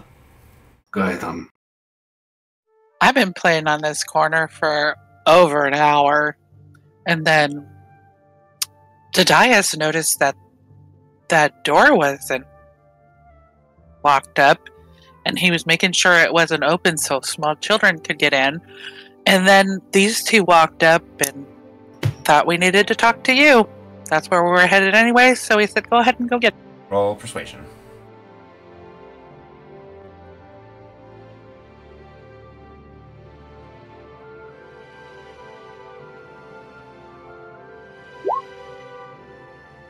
That makes sense. Hey, you boys did good getting me, though. It's always good to make double sure. He looks at the party and says, it's open, huh? I'm not talking in his voice. It's open, huh? I mean, we literally were just trying to see if it was open when they walked up, so we're not even sure if it's open. If you want to chat. He shrugs and he says, give it a try. He's like standing a few feet away still. I assume that Tadias is like there. Yeah, sure. I'll walk up to the little spot that pointed out and see if it pops open. It pops and open. And by see, I'm going to just push my hand real easily, almost like child's strength, and watch it just fly open. You hear like a click, and it pops open to be a threshold of about 4 feet by 2 feet. It's a very secure building, gentlemen. That is peculiar. Well, we'll have it boarded up before the end of the day. Now, wait a minute, Gorbash. Don't you think we should make sure that there's nobody in there? I mean, this is a boarded up building. We don't want to board up the rest of it and lock somebody in. That's not a bad idea. Do you mind checking it out? Oh, no, we'd love to. Come on, guys, let's check this building out. Fine, I guess for you, Gorbash. Say, Grobash, you like my cloak? He gives you a look over, and his eyes kind of widen a bit, and he like does the nod up, like, oh. And he says, Zachriel, congratulations! Thank you. He goes to shake your hand. I shake his hand. It's a very hearty, manly shake of hands. Oh. Alright. So we should inspect this building really, really well. Check all the cracks and crevices to make sure. Well, yeah, there's if a no child chance wandered of in anybody there, they could be hiding anywhere. Absolutely. So if you're gonna keep milking it, I need you to roll persuasion to see if he picks up on you milking it. Oh crap, I have the window down. I learned to stop talking.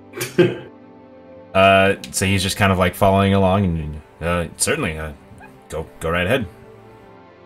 So we'll get back to you. We'll report to you what happened. Appreciate it. Okay.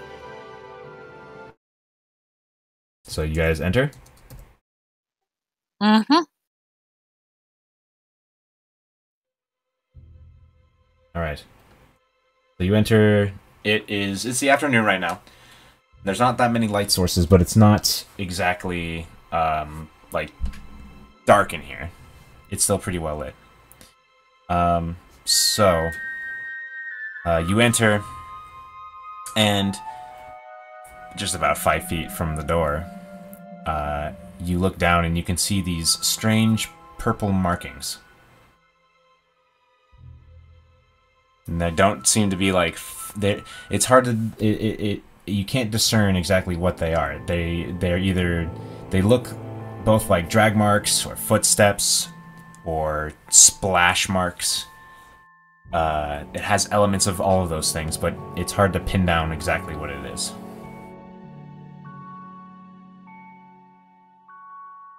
And you proceed forward. And you start to look around this place. And are you trying to find anything?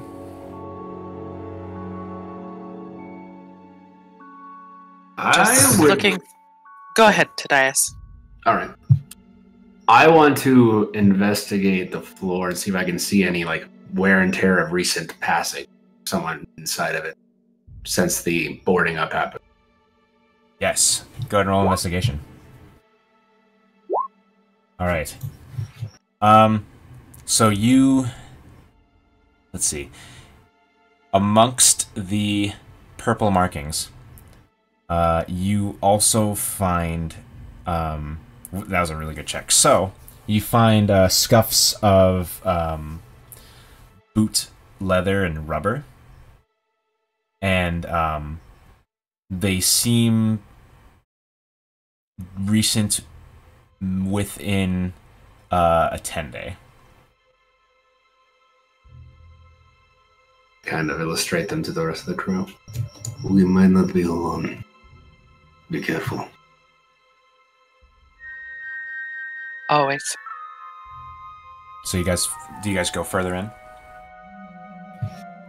Cautiously.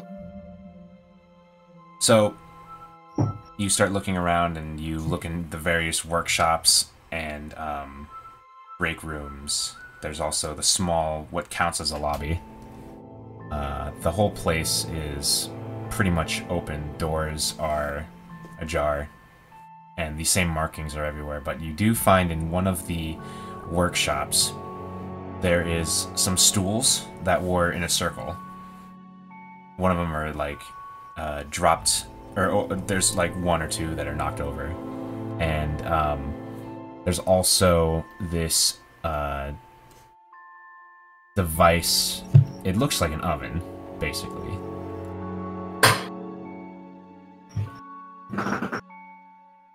I'm gonna investigate it. Roll investigation.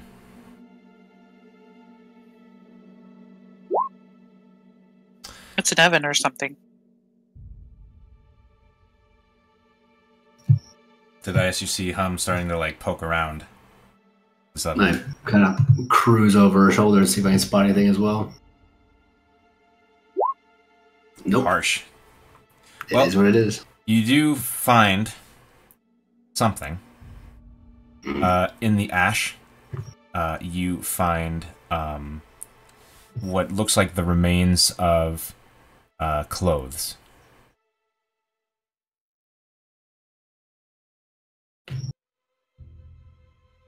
And This is really weird, Delia. Come over here and look at this. Is that a clue? I'll head over there. And you said it was clothes? Yeah. It looks like shreds of fabric. Like Zoinks, dude. And it's inside of this oven thing? Amongst other ashes. You guys don't think they were, like, burning people, were they? Is the clothing like I burnt? want to take a look at this. Roll investigation. We recently dealt with people who like burning others. The game doesn't want us to know. Well, I know, right? well, that you're investigating, and I might tell you what you didn't get later, but it's not a big deal. So you pull out these clothes and you look over them, and you don't find any like remains of humans or anything, but you shake out these remains of clothes, and taking a better look at them, they look like what used to be militia uniforms.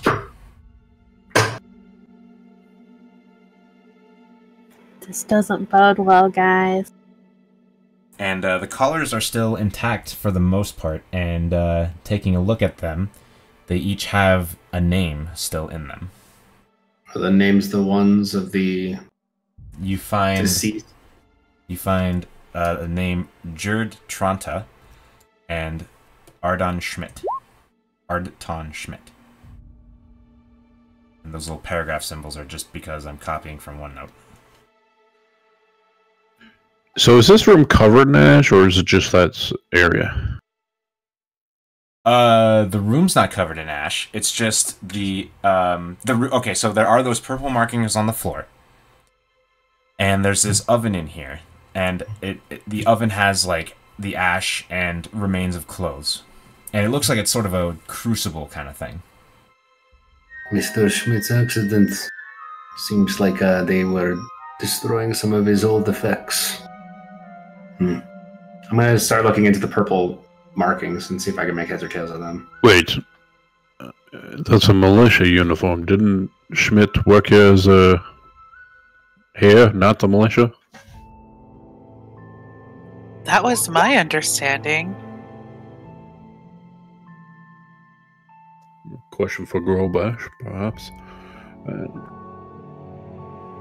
Do the purple marks lead anywhere? They seem to be... Actually, they seem to be centralized in this room. With the stools and the oven. This isn't the only room with an oven. It's just... There seems to be these stools that are in a circle. And there's about 10 of them. Alright, I'm gonna crouch down. I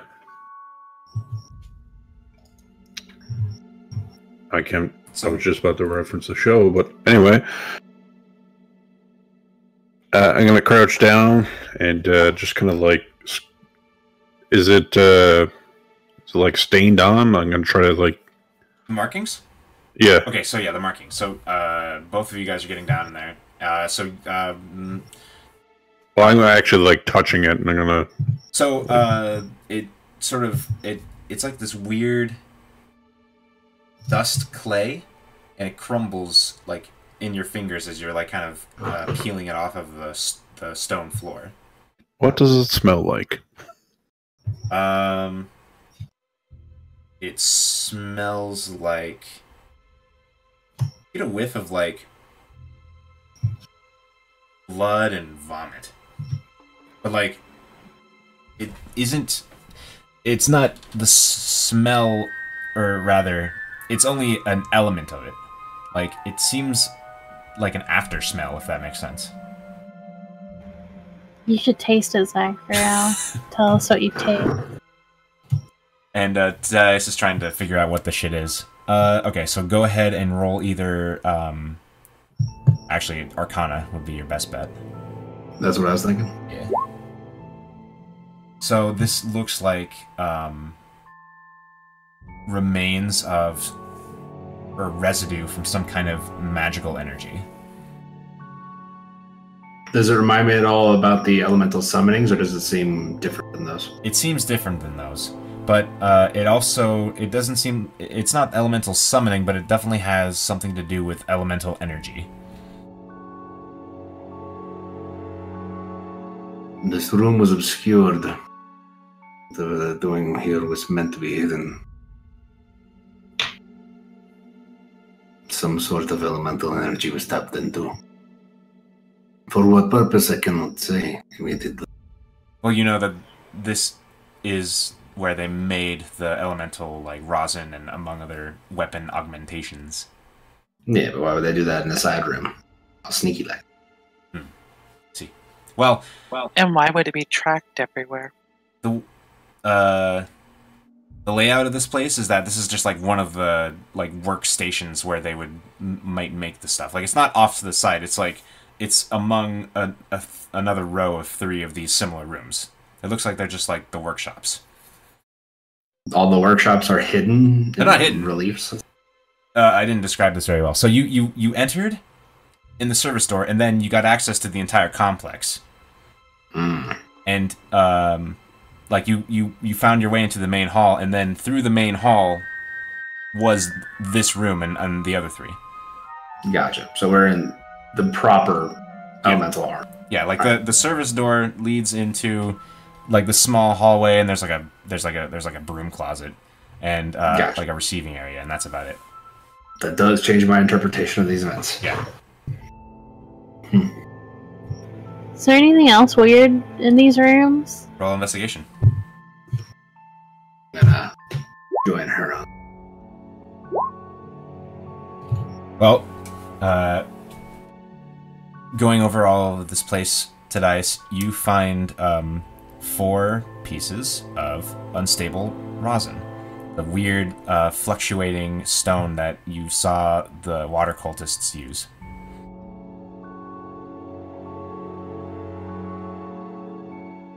Okay. I pocket those while Mercer looking around. And that is all you find. Although, you also, amongst the other things you find is there's a workshop that's specifically for siphoning elemental energy, and you recognize like this makeup because, or this tooling because of Dimitri. You see like how the device is put together, and you notice that a key component of it is missing. Like it was ripped off of the base. How large is that component? Do I know it? It's about the size of your arm. It's like this long tube that has this sort of arcane device on it. At least that's what it would be if it was here.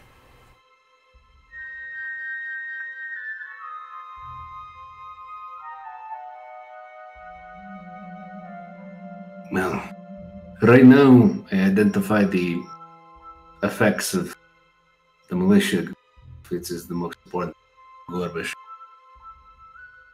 Do you see anything else? Do I see anything else? It seems to be, other than those things, it seems mostly cleared out. It kind of looks like the whole kit and caboodle has been moved somewhere else. I do, however, think that we need to report to Gorbash about these 2. We should bring the uniforms with us. Agreed. You did make a promise. Okay. So eventually you guys leave the building, and the sun is starting to get lower in the sky. It's about 5 in the afternoon since you spent some time in here. And the militiaman says, "Oh, boy, that took you a while. No one in there?" Well, we had to make sure. No, we didn't find anybody. We just had to make sure there were no children hiding. Right, good. We're headed to Marshal Gorbash. You guys got this. You're boarding this up right now, right? You see next to him there's a plank and some those special nails that can go into stone. And he says, "Yep."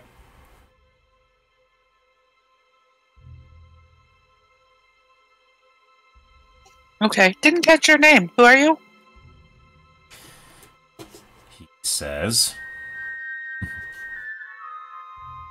He says, oh, my name is Locke. And your friend?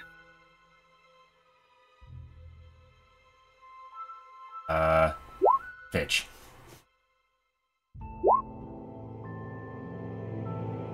What are you doing with that insight check? Trying to see, like, because he started when he said what his name was, and then he quickly said the other person's name. So I'm trying to see if, like, there's any, like, facial twinge or anything. No, it's me looking at a fucking name generator. Okay. Sorry. Because Tom wasn't supposed to ask these questions. No, it's fine. Ask them all. Totally fine. He's not. When Hum asked his name, he twitched. That's where you're going after. Yes. Okay, yeah, it doesn't mean anything. It's me, looking at a name generator. Yeah. Well, I mean, I'm going to incite everything a militia member says to me. For sure. Because we're suspicious of them. For sure. So this guy is cut and dry. He doesn't seem to be hiding anything. He has the plank, and he's gonna do the boarding up, and then he's gonna continue on his patrol. He seems very by the book. Good luck on your patrol tonight. Thank you. And thank you for doing such a fine job. Or we'll be sure to tell Gorbash how well you did your job. Yeah, keep up the good work, boys. They take up the plank and they nod and they say, "Thank you kindly." Knock, knock, knock as they start hammering in these nails. So I think we should let Gorbash in on at least what we know. I don't know if I want to let him know about my vision, though. About the what? My vision or my dream or whatever it was. Gotcha. So it's not hard to find Gorbash. You find him in just walking around down here by the river, and he's on a patrol with one of his corporals, and his eyes light up, and he says, "Did you find anything?" Yeah, but do you have a little time where we can talk to you about something in private? Absolutely. And he just kind of leads you off of the side and maybe to over here. And do I know that Tadias found those unstable rosin? That's up to Tadias.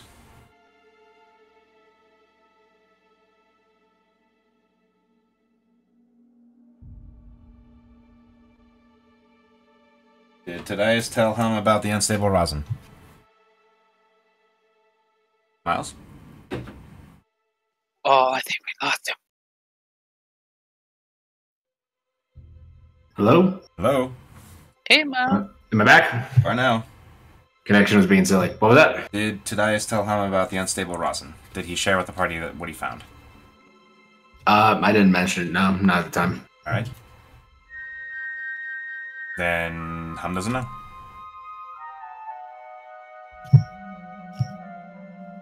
So, Hum starts by telling Gorbash just about how when they were out in the field, they found some of the cultists that they had been fighting with rosins that looked like they may have been made at elemental arms, and how just all of the events, except for she doesn't mention the dream about the cultists in the militia. The shadow memory. Yeah, the shadow memory. So No, actually, you know what? She does share that with him. So his face is the definition of grave, as his frown just grows deeper and deeper as you say this. Now, the elemental rosin she discussed, do you know of any members of the militia that utilize? Well, we all did. We ordered it from Elemental Arms en masse. The unstable ones. I've never heard of the unstable ones before today. I know that they were they were coming up with a new version, something that could work faster, but I had never seen them in action.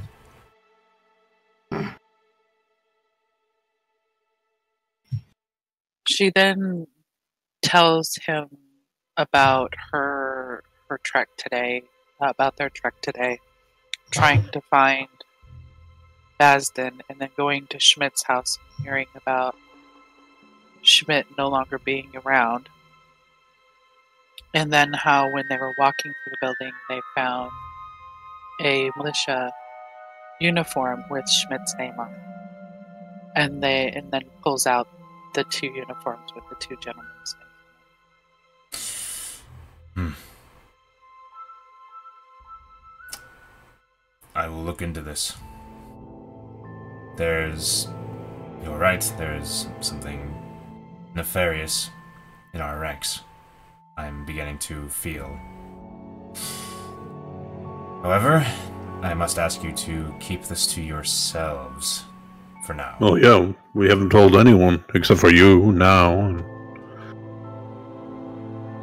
He says, I'm going to bring this up with my trusted officers, and that's 2 individuals. And then he's going to list a couple of names. Second. Telling a story together, guys. So it's gonna be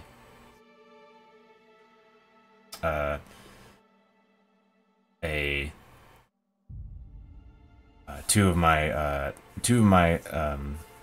second in command corporals is Rothus Adino. He's a halfling.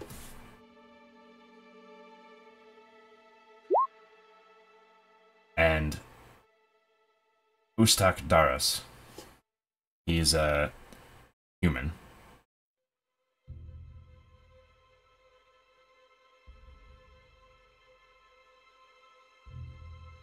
He says, I will have a conversation with them and we will figure out how to proceed with this.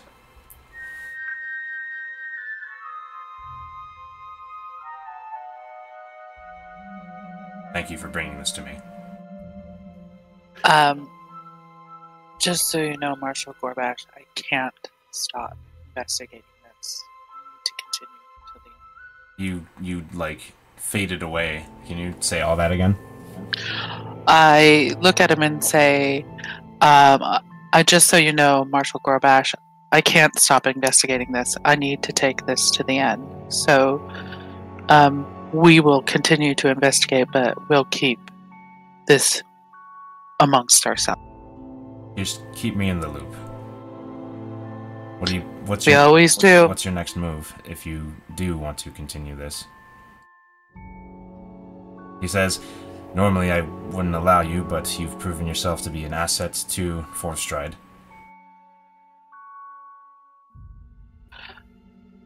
I haven't.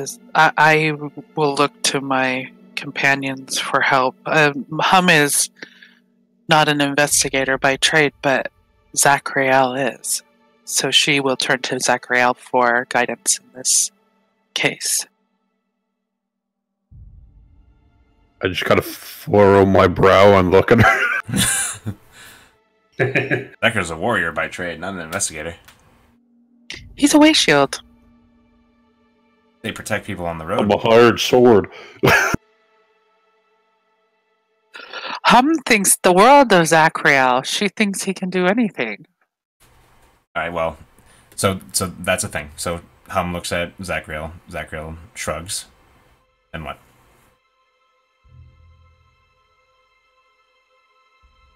Just so you know, the family of Mr. Schmidt is now living without their sole provider. It may be something we want to look into if he was in the militia. He nods. He says, I certainly will.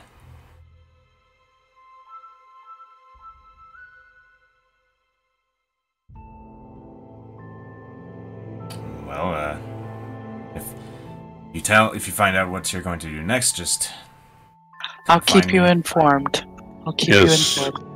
He says, I will. Probably best that we don't dally here. If there are traitors amongst your ranks, chances are they are looking out for these types of meetings.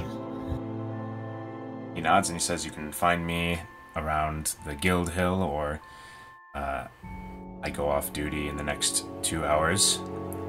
Well, if you find anything, go to Gordon at the Way Shields. He nods. You can use their basement. He nods and he says, noted, thank you. And he starts walking away, casually. I turn to Zachariel and I say, I know this has to do with cultists, and I know we have to get to the bottom of this. I agree. Let's do that. However, we should probably tell Gordon, because... Yes. So, the light starts to get, or the sun starts to get lower in the sky as gets to be very late in the afternoon, past 5 o'clock, and you make your way back to the Way Shields headquarters. What is your intent here? Besides, so you go and you inform Gordon, right?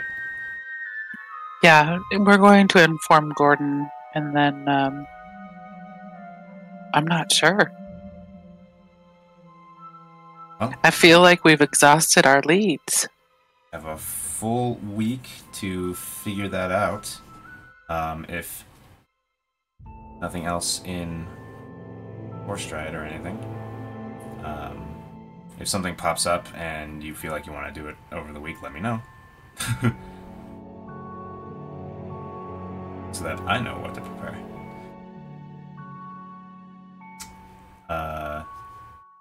Thanks for watching, Joy. Bye, Joy. Bye, Joy! Everyone say your... Good, Joy. Good night, Joy.